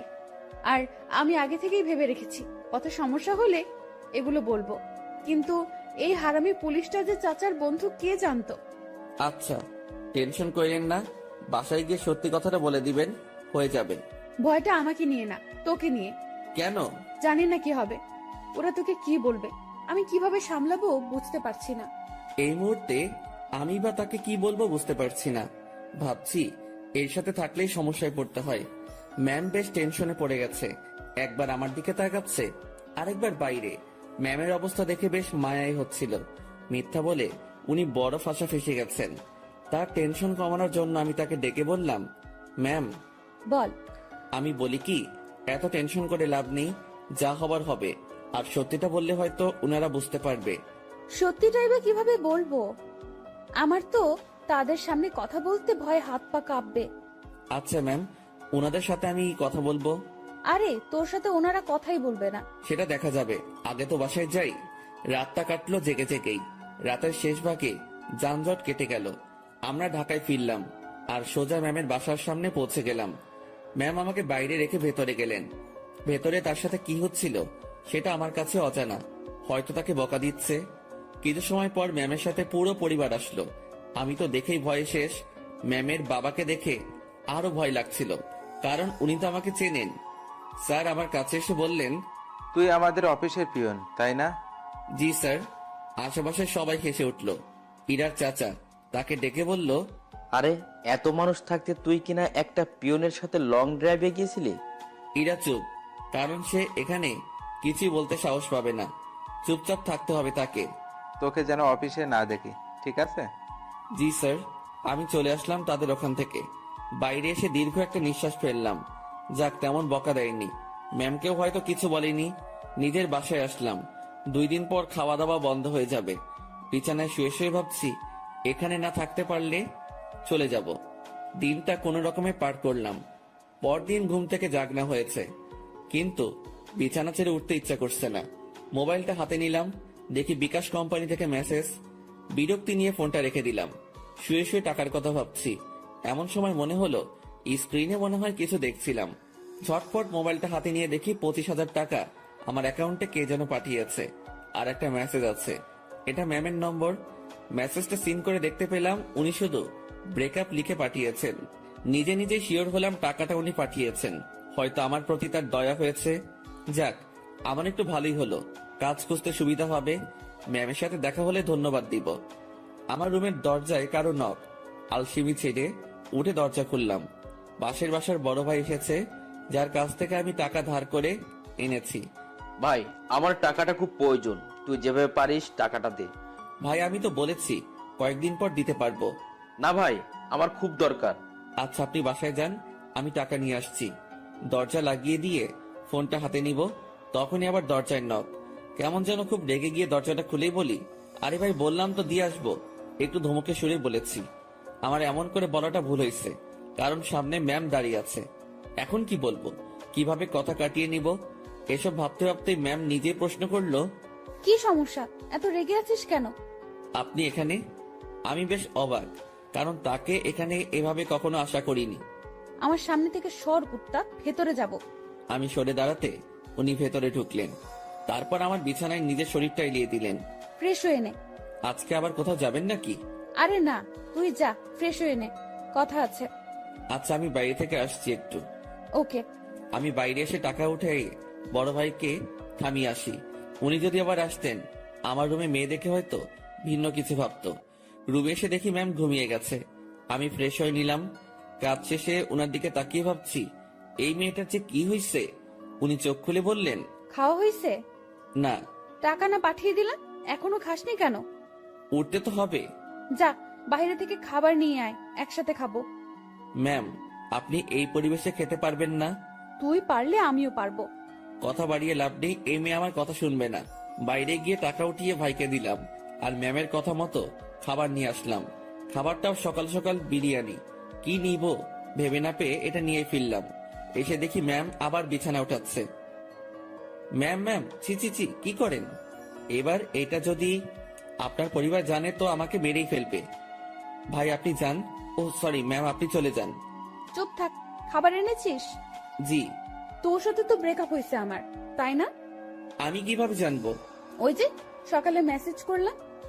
ওইটা যে আপনি কি জন্য লেখেন আমি জানি না। ব্রেকআপ হয়েছে তাই লিখছি। ও ভালো। আচ্ছা ম্যাম, আপনি খাবার খেয়ে বাসায় চলে যান। আপনার সাথে থেকে আমার চাকরিটা গেছে, জীবনটা যাক এটা আমি চাই না। চাকরি গেছে তো কি হয়েছে? আপনাকে তো বেতন দেওয়া হয়েছে। এত টাকা কেন দিয়েছেন? 20,000 তোর, আর বাকি টাকা তোর বেতন। যদিও কিছু টাকা আছে, সেটা মাস শেষে দিয়ে দিব। কাজ না করে টাকা আমি নিব না। কাজ তো তোকে দিবই। কি কাজ? আমার সাথে সময় কাটানো। আমাকে তো ইয়ে পাইছেন। মানে কি? মানে বোঝেন না? আমি কি আপনার ওই বিএফ যে এইভাবে সময় দিব? তুই আমার মুখের উপরে কথা বলিস? Sorry ma'am. তোর সাথে কোনো কথা নেই। আপনি যেভাবে এসে আমার বিছানায় শুয়ে পড়লেন, আমি তো বেশ ভয় পেয়েছি, আর এখনো পাচ্ছি। এটা যদি আপনার বাসার কেউ জানতে পারে, তো আমাকে এখান থেকে পালাতে হবে। তুই পালিয়ে যাবি তাই না? তো পালাবো না? আমার কি জানের ভয় নেই? কে মারবে তোকে? আপনার পরিবারের সবাই মিলেই মারবে। ভালো তো, মায়ের খাবি। আপনাদের মাইর দিতে ভালোই লাগে না। আমার এখানে থাকলে চলবে না, এই শহর ছাড়তে হবে। কি বললি? ম্যাম বসা থেকে উঠে দাঁড়ালো। আপনার টর্চারে এখান থেকে পালাতে হবে। ও তাই? হুম। এখান থেকে যেন পালাতে না পারিস সেই ব্যবস্থা তো করতেই হয়। ম্যাম আমার দিকে এগিয়ে আসছে। একটু ভয় পেয়ে বললাম, মারবেন নাকি? না, অন্য কিছু করব। আপনি এভাবে তাকিয়ে আছেন কেন? আমার ভয় করে। এমনিতে কিন্তু কালকের ভয়ে এখনো ধুক ধুক করে উঠে, তার উপর আপনার এরকম চাহনি। আমার চোখে তুই ভয় দেখতে পাস? হ্যাঁ। ওকে, দেখাচ্ছি ভয়। ম্যাম আমার দিকে এগোচ্ছে আর আমি পেছনের দিকে যাচ্ছি। একসময় আমার পিঠ দরজায় লেগে যায়। ম্যামও আমার খুব কাছে চলে আসে। তার শরীর থেকে সুগন্ধি আসছে। নিশ্চয়ই দামি পারফিউম ব্যবহার করেন। সবকিছু মিলিয়ে নেশা ধরিয়ে দেওয়ার মতো একটা সুবাস। আমার বুকের ভেতরের অবস্থা খারাপ। ম্যাম যে কি করবে এখন তার কিছুই টের পাচ্ছি না। আমি তার চোখের দিকে তাকিয়ে দেখি তার চোখ হাসছে। না, আমি তার চোখের ভাষা কবে থেকে বোঝা শুরু করলাম। চোখ সরিয়ে নিলাম। ওই আমার দিকে তাকা। আবার তাকালাম। উপায় নেই, তাকাতেই হবে। এইভাবেই তাকিয়ে থাক। চোখ দিয়ে পানি বের হবে। হোক। আমার খুব লজ্জা লাগছে। এতটা কাছে আসলেন কেন? তুই পালিয়ে যেতে পারিস, তাই একটু আটকানোর চেষ্টা। জানি না এরপর থাকবি কিনা, চেষ্টা করে দেখতে সমস্যা কি? কি চেষ্টা করবেন? ইরা ম্যাম আমার নাকের সাথে নাক লাগালো। উনি মিটিমিটি হাসতেছেন। ওই অবস্থাতেই তিনি কথা বলা শুরু করলেন। মুভিতে তোর জায়গায় আমি থাকতাম আর আমার জায়গায় তুই, কিন্তু এখানে ঠিক উল্টোটা হচ্ছে। আমি আর চোখ খুলে রাখতে পারলাম না, বন্ধ করে ফেললাম। চোখ খুলে রাখার শক্তি আমার নেই। আহারে আমার বেষ্টু। কথাটা বলে উনি আমার নাকে তার নাক ঘষা শুরু করলো। ম্যাম, একটু সরে দাঁড়ান। আগে বল পালাবি না? পালাবো না। প্রমিস কর। প্রমিস পালাবো না। এভাবে হবে না। তাহলে ইরা তার জামাটা সরিয়ে বলল, নাভি টাচ করে বলতে হবে। ওনার নাভি দেখেই আমি চোখ সরিয়ে ফেলি। অসম্ভব সুন্দর একটা জিনিস দেখলাম। চোখটা বারবার সেই দিকে তাকাতে চাইছিল। কোন রকম অন্যদিকে তাকিয়ে আছি। এই নে, এটা টাচ করে প্রমিস কর। ওইখানে টাচ করে শুধু শুধু। আমি তো বললাম প্রমিস। আমি বিশ্বাস করি না। ম্যাম, ওখানে আমি হাত দিতে পারবো না, যত যাই বলেন। কেন? আপনার যে বর হবে সে দিবে। আচ্ছা, তুই আমার হবু বর, এখন নে টাচ কর। চিচি ম্যাম, কি বলেন? এক আদেশ এতবার দিতে পারবো না, কিন্তু আমি তোরে দিতে বলছি না। আমার লজ্জা করে। তোর লজ্জার আমি রাগাবিরা বলে দিলাম। ম্যামের মাথা পুরো গেছে মনে হয়। না হলে এসব কথা বলছে তাও আমাকে। উনাকে জিজ্ঞেস করা ছাড়া কোনো উপায় নেই। ম্যাম এমন করতেছেন কেন? আমার গালে এক থাপ্পড় দিয়ে বলল, আমি যেটা বলি সেটা না করে তুই আমাকে উল্টো প্রশ্ন করতেছিস। তাহলে কি ধরবো? তো ভাবছি মাইর খাবার থেকে ধরাই ভালো। আর সত্যি কথা বলতে দেখার পর আমি লোভ সামলাতে পারছি না। আমি ওনার নাভির উপর জাস্ট হাতটা রাখলাম। উনি একবার চোখ বন্ধ করে আবার চোখ খুললেন। চুপ কেন? কথা দিলাম যাব না। গুড, এখন হাত সরিয়ে নে। ও সরি ম্যাম, আমার থেকে দূরে গেল আমি বাঁচলাম। উনি আবার বলতে শুরু করলেন, বাবাকে চ্যালেঞ্জ করে আসছি, তোকেই বিয়ে করব আমি। ও আল্লাহ, না ম্যাম, এটা কি বলছেন আপনি? তুই বুঝবি না, আমি তোকে টাকা দেওয়ার পরেই ঝগড়াটা লাগছে। আমাকে নিয়ে পরিবারের সাথে ঝগড়া করতে গেছেন কেন?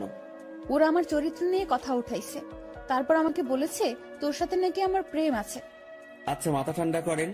হ্যাঁ, তোকে আমাদের বাসায় নিয়ে গেলে আমার মাথা ঠান্ডা হবে। ও আল্লাহ, এবার আমি শেষ। ম্যাম কি বলেন এগুলা? আমি কেন? ঝগড়ার সময় বলেছি আমি তোকে ভালোবাসি, তোকেই বিয়ে করব, আর তুই আমাদের বাসায়ই থাকবি। মানে আপনি আমার উপরে যাওয়ার টিকিট নিয়ে আসছেন, তাই না? জানি না, ব্যাগপত্র গুছিয়ে নে আর আমার সাথে চল।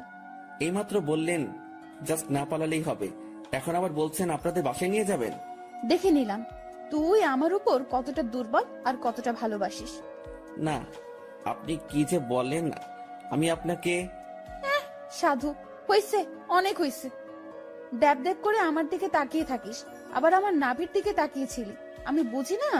ওনার যা কথার স্পিড, আমি পেরে উঠছিলাম না। এখন ওনার বায়না আমাকে তাদের বাসায় নিয়ে যাবে। আর যাই হোক, নিজের জানটা অকালে চলে যাক সেটা আমি চাই না। আমি তো যাবনি, সেটাই মনে মনে ঠিক করলাম। এখন ম্যামকে বোঝাতে হবে, ম্যাম আমি যাব না। রুমে ছুরি নেই? কি করবেন? হাত কাটবো আমার। এই না, তোর সাথে কথা নেই, ব্রেকআপ, যা। তুই মানা করার কে? ছুরি কই সেটা বল। না না ম্যাম, যাব আমি। দ্রুত তোর কাপড় গুছিয়ে ব্যাগে ওঠা। ওকে ওকে, উঠাচ্ছি। না, তুই ভাঁজ করে দে, আমি উঠাচ্ছি। আমি কাপড়গুলো ভাঁজ করে দিচ্ছি আর ভাবছি এইরকম জেদ ধরা ভালোবাসার জন্য আমি তার সাথে চলে যাচ্ছি। এটা কি ঠিক হবে? আমি ইরাকে ভয় ভয় বললাম, ম্যাম, একটা কথা। বল। দেখেন, এরকম জেদ ধরা ভালোবাসা নিয়ে আপনার সাথে যাচ্ছি, এর কি কোনো গ্যারান্টি আছে? নাকি সময় শেষ হলে, জেদ শেষ হলে তাড়িয়ে দিবেন? ইরা কেমন ঢং করে আমার দিকে তাকালো, মাথায় দুটো হাত রেখে বলল, আমাকে কি আগের দিনের গ্রামের মাতব্বর মনে হয় যে 4-5টা বিয়ে করব? বিয়ে একটাই, আর ভালোবাসা একটাই। আপনি কি আমাকে ভালোবাসেন? না, তো নিয়ে যাচ্ছেন কেন? একসাথে থাকতে থাকতে ভালোবাসাটা হয়ে যাবে। আচ্ছা চলেন। দাঁড়া, কিছু কথা বলে নিই। জি বলেন। আমাদের তো জয়েন্ট ফ্যামিলি, বাসায় প্রায় 50 জনের বেশি মেম্বার আছে। কেউ যদি বলে তুই কি কাজ করিস, কি বলবি তখন? এখন তো বেকার, কি আর বলবো, বেকারই বলতে হবে। না, তুই যে পিয়নের চাকরি করিস সেটা বলবি।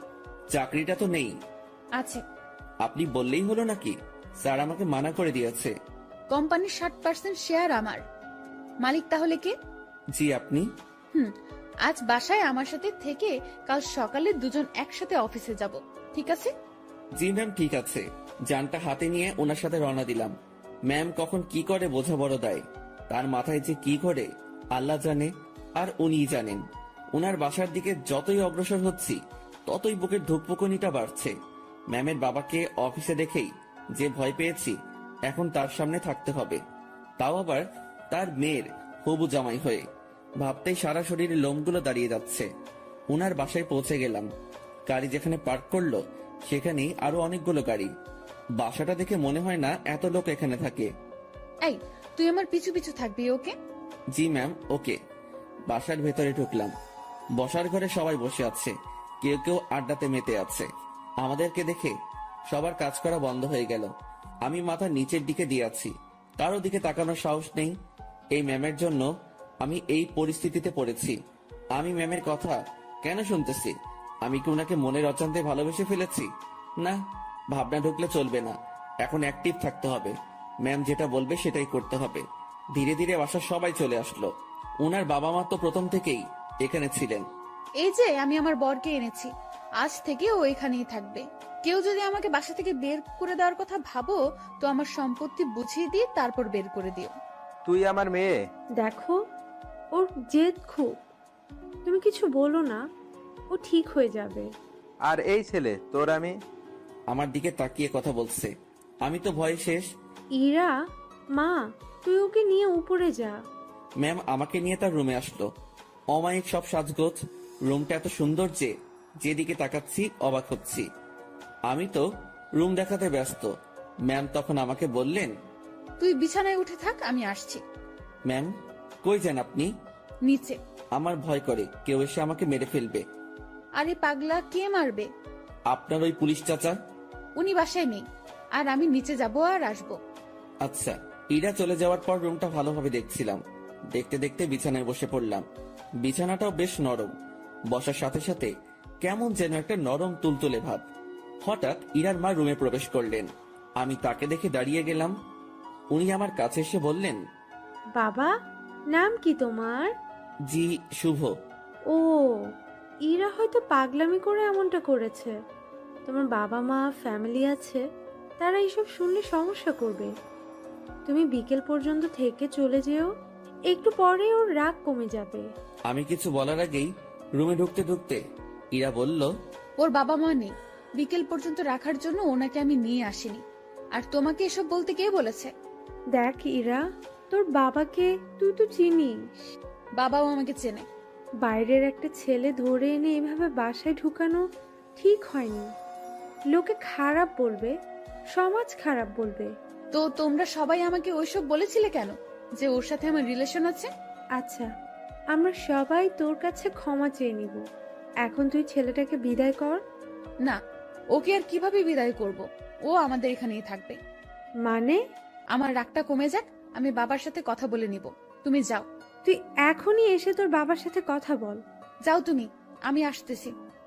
ইরার মা চলে যাওয়ার পর, ম্যাম আমি বলি কি, আপনার রাগ কমে যাওয়ার পর আমি চলে যাব। পরিবারের সাথে এমন করতে হয় না। সবাই যেটা বলে সেটার মধ্যে থাকাই ভালো। তোর থেকে ভালো বুঝি আমি। জি ঠিক আছে। তুই যে চলে যেতে চাস, তাহলে আমাদের বন্ধুত্বের কি হবে? এরকম বন্ধু পাওয়া অনেক মুশকিল। এখন পেয়েছি, কাছে রাখার চেষ্টা করব। তুই এখান থেকে যাওয়ার কথা মুখে আনবি না। আচ্ছা ম্যাম আমার সাথে কিছু সময় কথা বলে তার বাবার কাছে যায়। সেখানে তার বাবার সাথে অনেক কথা হয়, আর সেগুলো আমাকে এসে ম্যাম বলা শুরু করলো। শোন, তোর চাকরি কনফার্ম। ড্রাইভিং করতে পারিস? না। ও আচ্ছা, বাবাকে সত্যি কথাটা বলে দিয়েছি। আর রাগের মাথায় তোর সাথে অনেক কিছুই করে ফেলেছি। তুই মন খারাপ করিস না। আর তুই আমার বন্ধু, তোকে দূরে সরিয়ে দেব না, কাছেই রাখছি আমার ড্রাইভার হিসেবে। আমি যেখানেই যাব তুইও সেখানে। খুশি তো? ম্যাম এত কিছু করলেন, আমার তো এ বাসার লোকজনদের দেখলে ভয় করে।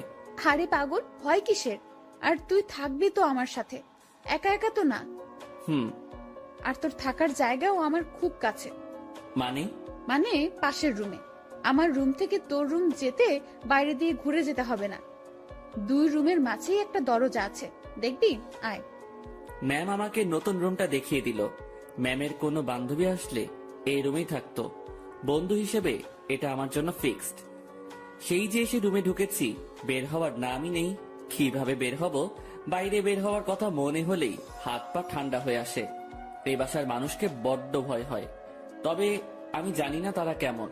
বিকেলবেলা ম্যাম আমাকে নিয়ে বের হয়। ম্যাম গাড়ি চালাচ্ছে আর ধীরে ধীরে আমাকে সবকিছু শিখিয়ে দিচ্ছে। মন দিয়ে সব দেখছিলাম আর শুনছিলাম। সন্ধ্যায় আবার বাসায় ফিরলাম। বাসার কাজের লোকটা আমার খাবার রুমে এসেই দিয়ে যাচ্ছে।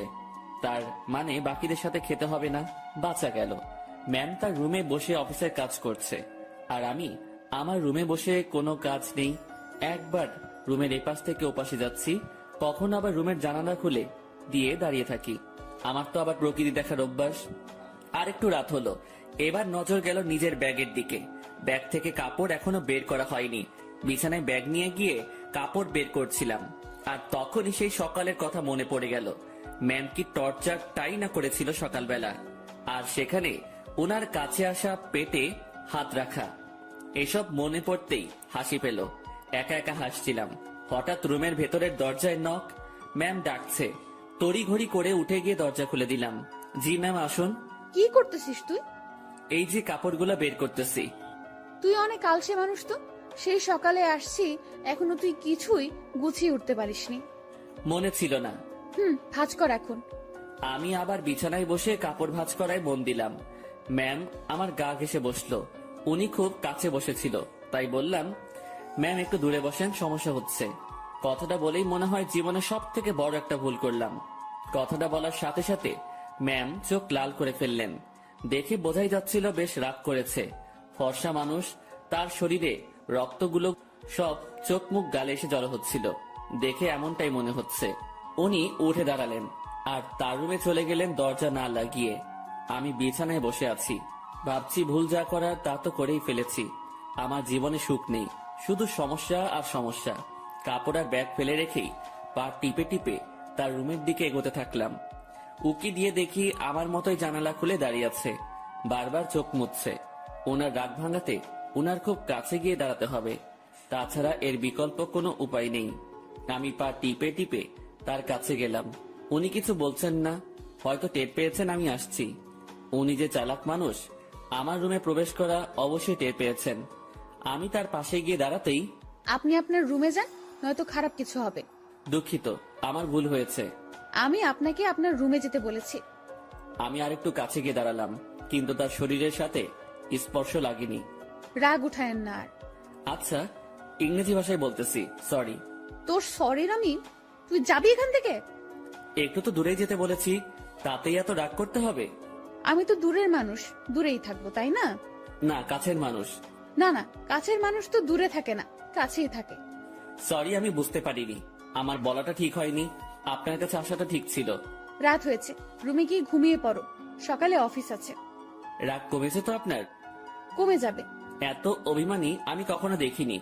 আমি নিজেই নিজেকে প্রশ্ন করলাম, আমি ভুল করছি না তো? উনি এত বন্ধুত্বের কথা বলতেছেন, আমি তো তার ডাকে একটুও সাড়া দিচ্ছি না। আমার কি দূরে থাকাটা ঠিক হচ্ছে?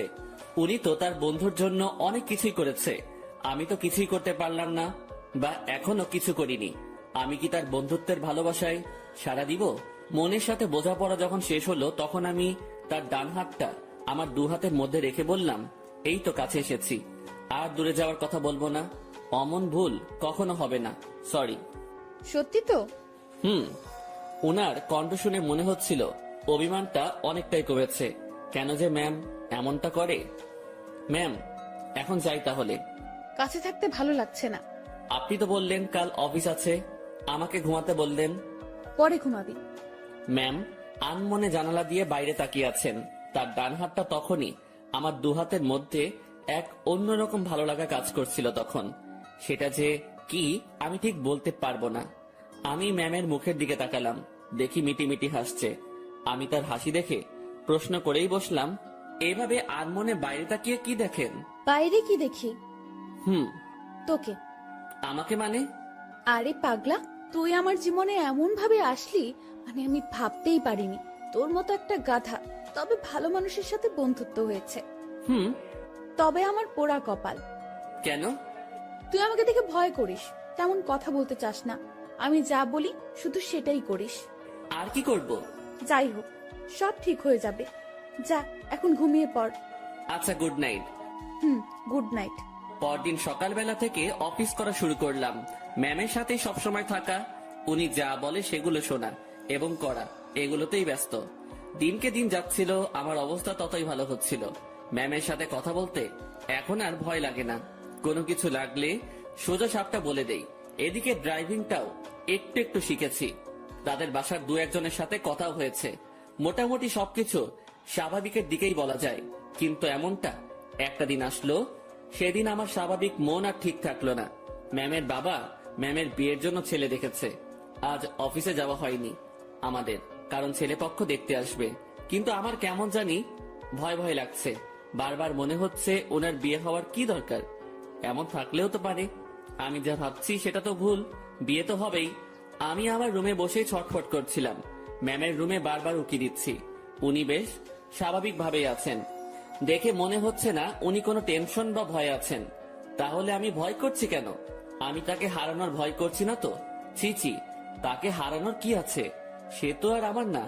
ম্যাম আমাকে বলেছিল উনি আমাকে ভালোবাসেন, সেটা ছিল বন্ধুত্বের। আর আমি যেটা ভাবছি সেটা তো অন্য কিছু। না, নিজের মনের অজান্তেই তাকে ভালোবেসে ফেললাম। এসব কখন হলো? আমি তো এইরকম কিছু ভাবিনি তার সম্পর্কে। পরক্ষণে মনে হলো আমি তার চিন্তায় দিন পার করেছি। সেখান থেকেই এই অবস্থা। নিজের রুমে আর থাকতে পারলাম না। বিছানা থেকে উঠে ম্যামের রুমে চলে গেলাম। ম্যাম বসে বই পড়ছেন। আমাকে দেখে বললেন, কিছু বলবি? বল। আপনাকে দেখতে আসছে। তুই তো জানিস নতুন করে প্রশ্ন করার কি আছে। যদি তারা আপনাকে পছন্দ করে, আপনি কি রাজি হবেন? ছেলে যদি ভালো হয়, পরিবার যদি ভালো হয়, তাহলে মানা করব কেন? তাই ঠিক। এটাই বলতে আসছিলি? না। সকাল সকাল তোতলানো শুরু করেছিস। কিছু হয়েছে? একটা কথা বলার ছিল। ম্যাম আমার দিকে তাকিয়ে বইটা বন্ধ করে পাশে রাখলো। তারপর আমাকে তার সামনাসামনি বসতে বলল। তোকে দেখে মনে হচ্ছে আমাকে কিছু বলতে চাচ্ছিস, কিন্তু ভয় করতেছিস। হ্যাঁ, ওই রকমই। ভয় নেই, বল। কিছু বলবেন না তো? আরে আমি তোর বন্ধু না, তোকে কি বলবো পাগল। ভয় নেই, বল। আপনি আপনার বাবাকে বলে বিয়েটা ক্যান্সেল করে দেন। ওই বিয়ে তো ঠিকই হয়নি, এখনই কিভাবে ক্যান্সেল করে দিব? আর কেন ক্যান্সেল করব? আরে আপনি চলে গেলে আমি কিভাবে থাকবো? ওই কিভাবে থাকবি মানে? তুইও থাকবি বাসার বাকি যারা যেভাবে আছে সেভাবে। আমাকে ছাড়া আপনি কি থাকতে পারবেন? ম্যাম আমার দিকে এক দৃষ্টিতে তাকিয়ে আছে। আমার কথা শুনে হয়তো সে অবাক হয়েছে। এই বাসায় বিয়ে করেন মানে? তোর মাথা গেছে নাকি? I love you. মুখ ফসকে হোক আর যেভাবে হোক কথাটা বলে ফেললাম। মনে মনে ভাবছিলাম বাংলায় বলবো, কিন্তু মুখ থেকে ইংরেজিতেই বেরিয়ে গেল। আমার কথা শুনে ম্যাম মিটি মিটি হাসতেছেন। তুই যা বললি ভেবেই বলেছিস? না। কেন? ভাবার কি আছে? আমার যেটা নিয়ে ভয় হয়েছে সেটার জন্য বলেছি এটা। কি নিয়ে ভয় হয়েছে? আপনার চলে যাওয়া। আমি চলে গেলে তো কি হয়েছে? তুই একটা বিয়ে করবি, তার সাথে থাকবি, সে তোর কেয়ার করবে। আপনাকে লাগবে। বাচ্চাদের মতো আবদার করতেছিস কেন? জানি না। এক অন্যরকম শুভকে দেখছি, যে কখনো এভাবে আমার কাছ থেকে কিছু চায়নি। আচ্ছা কি লাগবে, কি জন্য লাগবে, সবকিছু বুঝিয়ে বল। আমি কিছু বোঝাতে পারবো না। আপনাকে লাগবে, আর আপনাকে ভালোবাসার জন্য লাগবে। আমার এমন কথা শুনে ম্যাম লজ্জায় তো শেষ, অন্যদিকে তাকিয়ে হাসতেছে। হাসি থামিয়ে বলল, তো এখন আমাকে কি করতে হবে? আপনি বোঝেন না? যতই বুঝি, কিন্তু আপনাকে বলতে হবে। কি করতে হবে বলেন। একবার তো বললামই যে ভালোবাসি আর আমার কাছে থাকতে হবে। যদি বলি ভালোবাসি না? আমি চুপ করে রইলাম। এই এই কথার উত্তর দে। আমি কিভাবে আটকাবো? চলে যাবেন, আমিও চলে যাব। কোথায় যাবি? জানি না। ও, তো বলেন, ভালোবাসার বীজ কবে বপন করেছিলেন আর সেটা থেকে চারা গাছ হলো কিভাবে? ইরা নামের একটা পাখি আমার জমিতে এসে তার মুখ থেকে ভালোবাসার বীজটা ফেলে দিয়ে চলে যায়। আর সেই বীজটাই পুরোটা বলার আগেই ম্যাম হাসতে হাসতে শেষ। উনার হাসি দেখে আমার রাগ হচ্ছিল। আমি ওনাকে কিছু বোঝাতে যাচ্ছি আর উনি হেসে উড়িয়ে দিচ্ছেন। উনি হাসি থামিয়ে বললেন, আজ সকালটা অন্যরকম ভাবে শুরু হলো। এমন হাসির কথা কখনো শুনিনি। উনার কথা শুনে বেশ লজ্জা পেলাম। হয়তো মনের কথাটা বলা ঠিক হয়নি। আমি তার সামনে থেকে উঠলাম আর নিজের রুমে যাওয়ার জন্য পা বাড়ালাম। ম্যাম ডেকে বললেন, কই যাস? ঘুম পাচ্ছে, ঘুমাবো। ঘুম নাকি রাগ? না, ঘুম। রাগ। না ম্যাম, ঘুমই পাচ্ছে। আমার জানা আছে, তুই এখানে এসে বস। কথা না শুনলে বকা দিবে। বাধ্য হয়ে আবার তার সামনাসামনি বসলাম। আমার আর তোর মাঝে সম্পর্কটা কিসের? বন্ধুত্বের। তো আমি কি বন্ধুর কথা শুনে হাসতেও পারবো না? পারবেন। আর হাসলেন তো? কথার মাঝে এমন রাগ সুর ভাসতেছে। না, রাগ করিনি। আচ্ছা, ভেবে দেখ তো, তুই যে আমাকে ভালোবাসার কথা বললি, সেটা নিয়ে আমি কি কোনো উপহাস করেছি? তোর কথা শুনে হাসি পাচ্ছিল তাই একটু হাসলাম। আর আমাকে যেটা বললি সেটার উত্তর না নিয়ে কই যাস? হ্যাঁ, আমি ভুলে বলে ফেলেছি, সরি। লাত্তি খাবি কুত্তা। ভালোবাসি বল। আপনি হাসবেন তাই বলবো না। আমার ভালোবাসার দাম আছে। ওরে বাবা, একটু হাসছি তাই কত রাগ? তো শুনি, আপনার ভালোবাসার দাম কত? সেটা আপনার না জানলেও হবে। আপনি বই পড়েন। আমি গেলাম। আমি চলে যাচ্ছিলাম, উনি আমার হাত ধরে ফেললেন। কেমন কান্না কান্না কণ্ঠে বললেন, ওই পাগল, আমি তোমার ভালোবাসা নিয়ে উপহাস করিনি তো।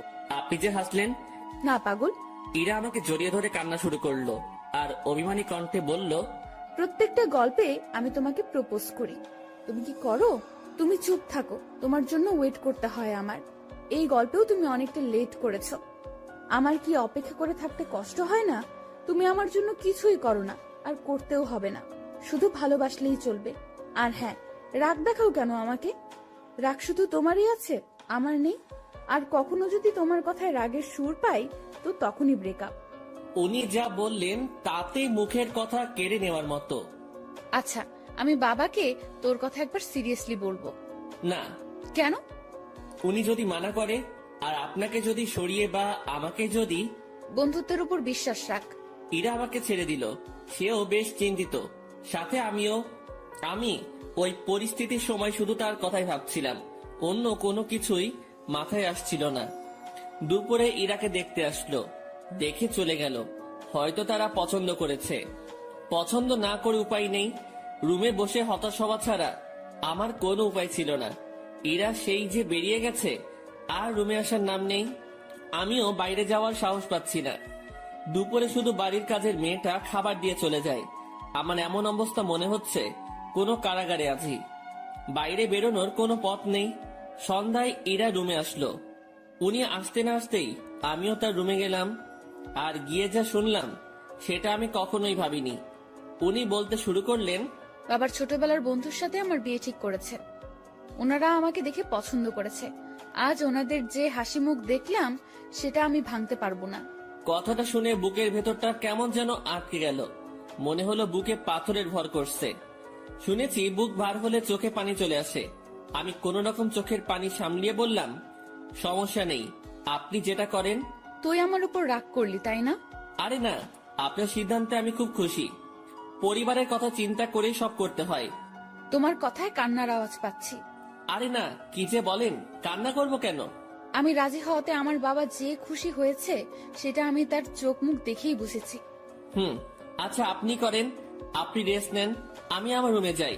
ইরা কিছু বলল না, চুপ করে বসে থাকলো। হয়তো আমার কথাও সে ভাবছে। আমি রুমে এসে আর কি করব? ছেলেদের তো আওয়াজ করে কান্না করতে নেই, লোকে খারাপ বলবে।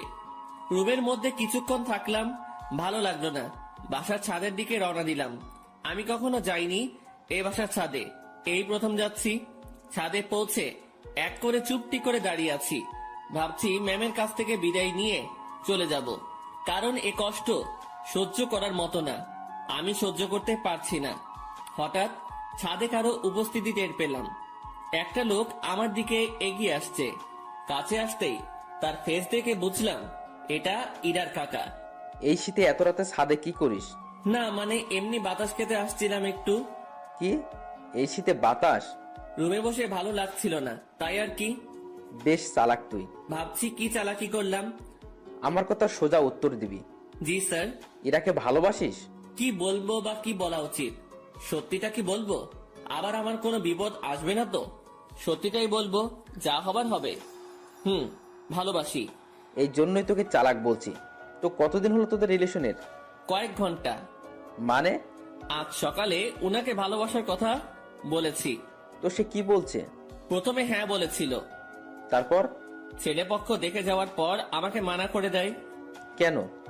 উনি এই বিয়েতে রাজি হওয়ায় আপনারা বাসার সবাই খুশি হয়েছেন অনেক। আপনাদের হাসি মুখ দেখে এসে উনি আমাকে মানা করে। বাহ, তুই তো বেশ সাহস নিয়ে আমার সাথে কথা বলছিস। ভয় করছে না তোর? আপনি তো সত্যিটা বলতে বললেন। তো তুই এখন কি করবি? চলে যেতে হবে এখান থেকে। রাতেই? না, সকালে ওনার দেখা করে চলে যাব। বাহ, তো দেবদাস হয়ে কোথায় ঘুরে বেড়াবি?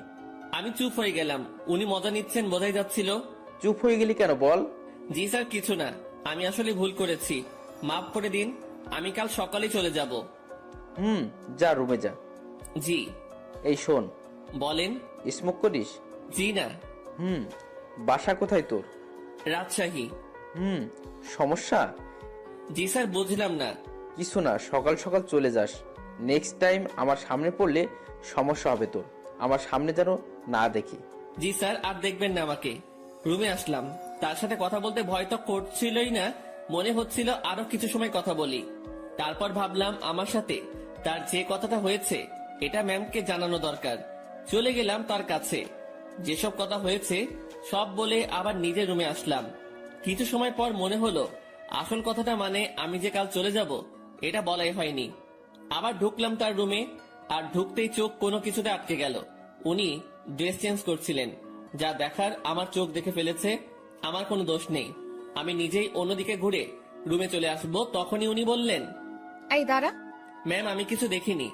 কিছু দেখা না দেখার কথা আমি বলিনি। কি বলতে আসছিলি সেটা বল। আমি কাল সকালে চলে যাচ্ছি। আরে, অন্যদিকে ঘুরে আছিস কেন? আমার শরীরে পোশাক আছে, এখন এইদিকে তাকা। ঘুরে তার দিকে তাকালাম, এখন সব ঠিকঠাক আছে। কি যেন বলতেছিলি? এত জায়গা থাকতে রুমে ড্রেস চেঞ্জ করতে হবে কেন? এইটা বলতে আসছিলি? না।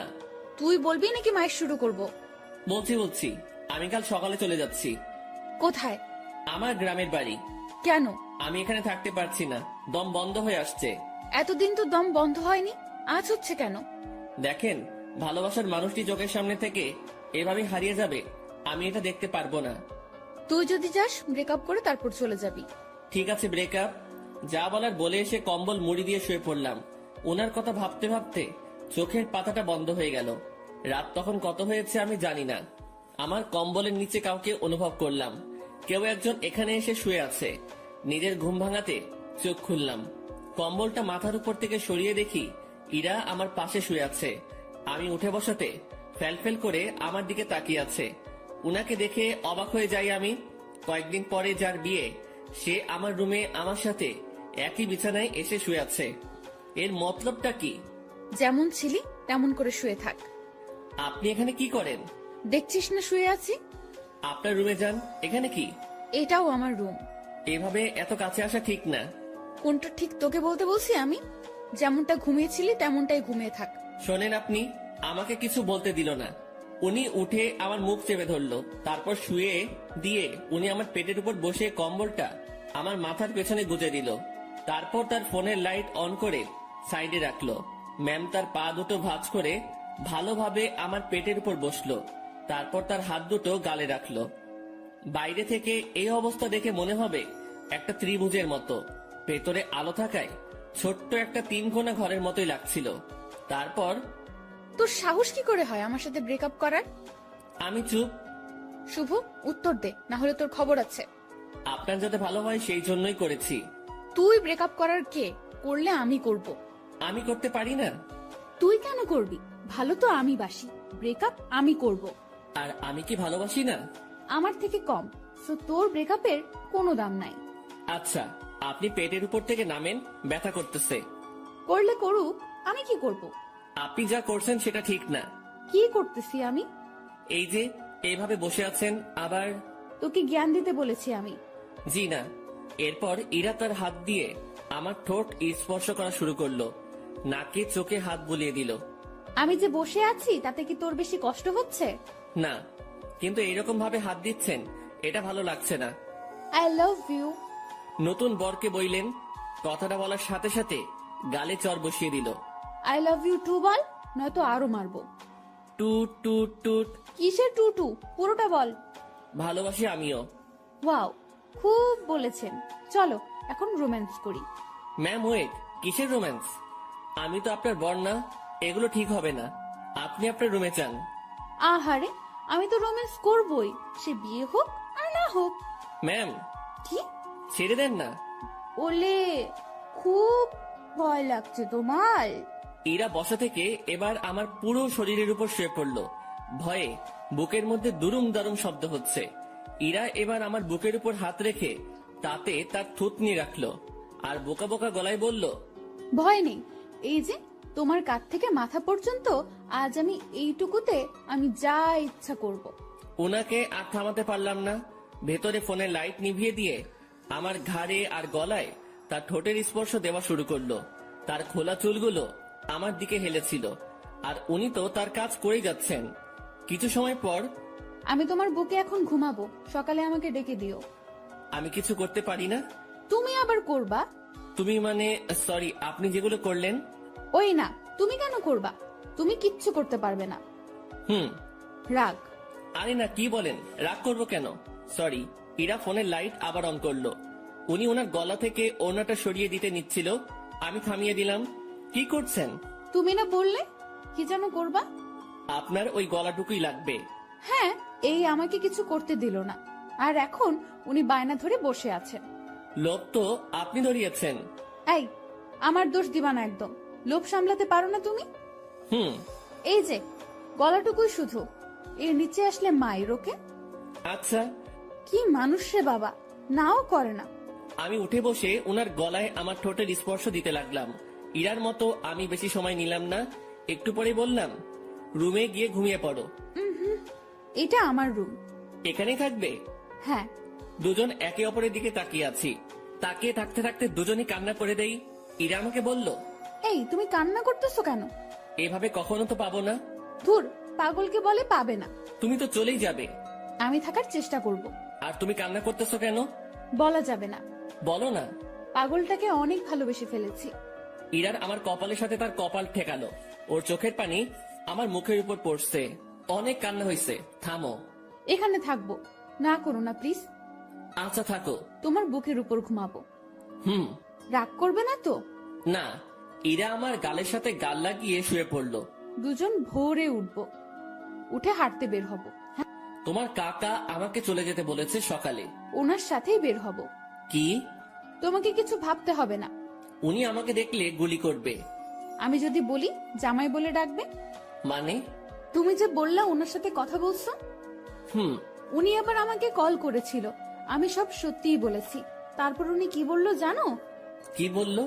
আমাদের বিয়ের দায়িত্ব উনি নিয়েছেন, সব উনি সামলাবেন। উনি তোমাকে অনেক পছন্দ করেছেন। কি জন্য? সেটা আমি কিভাবে বলবো? সত্যি কথা বলেছো, তাই মনে হয় ভালো লেগেছে তার। ও। আর কোনো কথা না, এবার শুধু ঘুম হবে, ঘুম ঘুম আর ঘুম হবে। চোখ বন্ধ করো পাগল। দুজনেই ঘুমিয়ে গেলাম। পরদিন ভোরে ইরা আমাকে ডেকে তুললো। তারপর হাঁটতে বের হলাম। পথে সত্যি সত্যি ইরার কাকার সাথে দেখা হলো। উনি আমাদেরকে দেখে মুচকি হাসলেন, কিন্তু কিছু বললেন না। এই চলো জগিং করি, ভুঁড়ি হতে দেওয়া যাবে না। ভুঁড়িওয়ালা বর আমার পছন্দ না। ওনার কথা শুনে মুচকি হাসা ছাড়া উপায় নেই। সকালে সব কাজ শেষে অফিসে আসলাম দুজন। অফিসের কেউ এ ব্যাপারে কিছু জানে না, তাই কোনো সমালোচনাও হয়নি। এসব বিষয় জানলে কেউ না কেউ আমাকে জিজ্ঞাসা করতই। দুপুরের পর এক শার্ট প্যান্ট কোট পরা ভদ্রলোক ইরা রুমে ঢুকলো। লোকটিকে দেখে কেমন যেন সন্দেহ হচ্ছিল আমার। কিছু সময় পর ইরা আমাকে ডাকলো। যাক, সন্দেহ এবার দূর হবে। রুমে ঢুকে দেখি ম্যাম বেশ রাগান্বিত। জি ম্যাম, বলেন। এই যে এটাই আমার পাগল, দেখে নিন। আমি মনে মনে ভাবছি, হ্যাঁ, ম্যামের লাজ লজ্জা কিচ্ছু নেই, এইভাবে কেউ পরিচয় করিয়ে দেয়। তো কিছু বলবেন আর? এরকম একটা ছেলেকে আপনার পছন্দ? ওর কিছু আছে? দেখতে তো কেমন জানি লাগে। ওই আমার পাগলের মধ্যে কি আছে না আছে আমি জানি, আপনাকে বুঝতে হবে না, আপনি আসতে পারেন। ভেবে দেখেন, এর সাথে থাকলে আপনার জীবন নষ্ট হতে পারে। এই শালা, ভাষা খারাপ করবি না। জীবন নষ্ট হবে মানে? ম্যাম তো তাকে মারার জন্য উঠেছে। এতক্ষণে বুঝলাম এই লোকটাই ম্যামকে দেখতে আসছিল। ম্যাম যেভাবে মারার জন্য দাঁড়িয়েছে, লোকটি ভয়ে চেয়ার উল্টে পড়ে যায়। ম্যামকে থামিয়ে আমি ওনাকে টেনে তুললাম। দেখছিস আমার পাগলের মধ্যে কি আছে? সে চলে গেল। ম্যাম, এইভাবে কেউ ভয় দেখায়? আরে ভাই বলিস না, মাথাটাই খারাপ করে দিছে। আমি কত বুঝালাম, বুঝলোই না। আমি বাইরে চলে আসছি। ম্যাম তখন পেছন থেকে ডাকলো, ওই আমার পাগল। জি ম্যাম বলেন। উনি মুচকি হেসে বললেন, কিছু ফাইল কপি করতে হবে, একটু সাহায্য করবেন? আমি করে দিচ্ছি। আরে আমার রুমের মেশিনে কালি নেই, তুমি ম্যানেজারের রুম থেকে বের করে নিয়ে আসো। আচ্ছা। ইরা ফাইলগুলো আমার হাতে দিল। উনিও ফাইলটা ধরে আছেন, আমিও এক পাশে ধরে আছি। উনি ছাড়ছেন না। রাগ করলে নাকি আবার? ছি, না ম্যাম, রাগ করবো কেন? এই যে কাজ করাচ্ছি। এটা তো আমারই কাজ। তোমাকে দিয়ে কাজ করাতে ইচ্ছে করে না গো। আমার কাজ করতে ইচ্ছে করে। স্যার যান, এখন এগুলো কপি করে নিয়ে আসেন।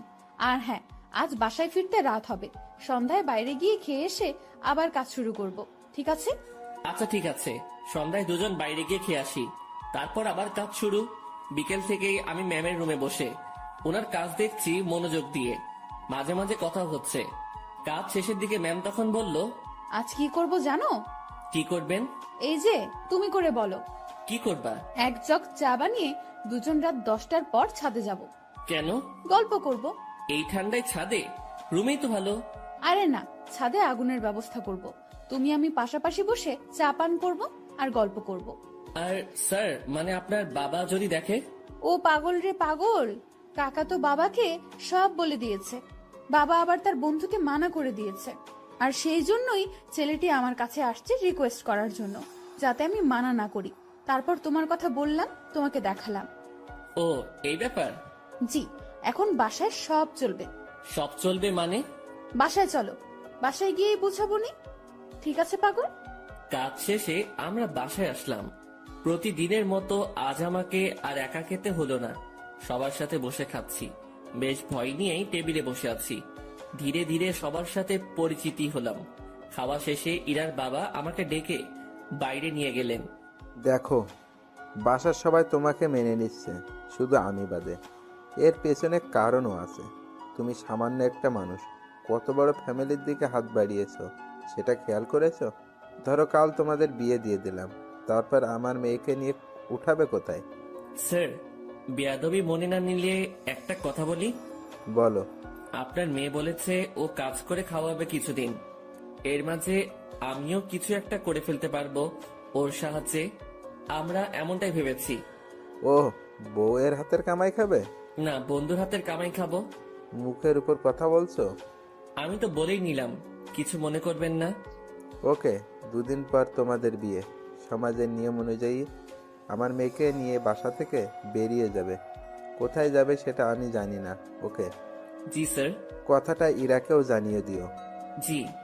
ইরার বাবা আমাদের উপর বেশ রেগে আছেন। রাগাটাই স্বাভাবিক, যা কাজ করেছি।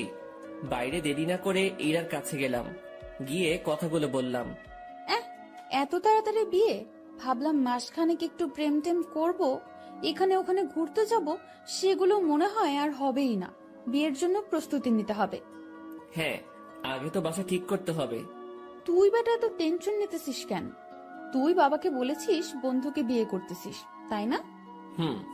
তো তোর বন্ধু থাকতে এত টেনশন কেন?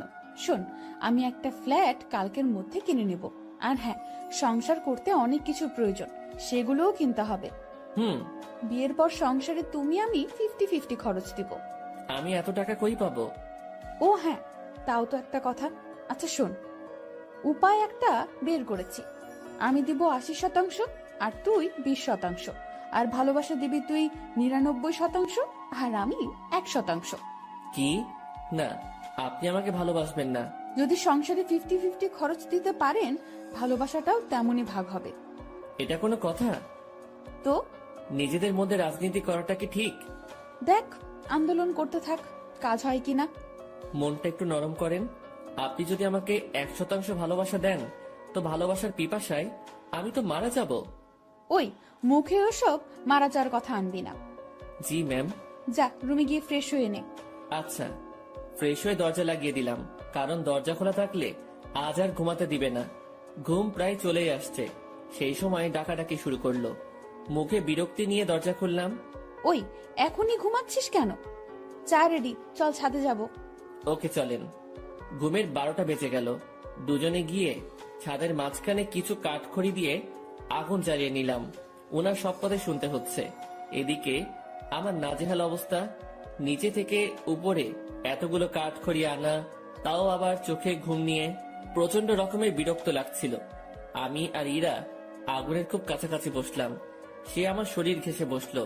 সে জগ থেকে একটা কাপে চা ঢাললো, তারপর কাপটা আমার হাতে দিয়ে বলল, আগে তুমি খাও, এই পুরোটা না, কিন্তু জাস্ট এক চুমুক, তারপর আমি, তারপর আবার তুমি খাবে। ইরা কথাটা বলে আমার হাতের মধ্যে দিয়ে হাত দিয়ে জড়িয়ে নিল। আমি এক চুমুক খেলাম, আর তারপর উনার মুখে ধরলাম। আমি যে জায়গাটায় ঠোঁট লাগিয়েছিলাম, ঠিক সেখানে সে ঠোঁট লাগিয়ে চা খেলো। খাওয়া শেষে ইরা আমার কাঁধে মাথা রাখলো। ওই, একটা গল্প বলো। রুমে গিয়ে বলবো নি? জি না শুভ সাহেব, এখানে বলেন। কি বলবো মাথায় আসছে না। আনরোমান্টিক একটা বর। তোমার কিছু বলতে হবে না, আমিই বলছি, শোনো। গান বলবো, ভালোভাবে শুনবা। বলো।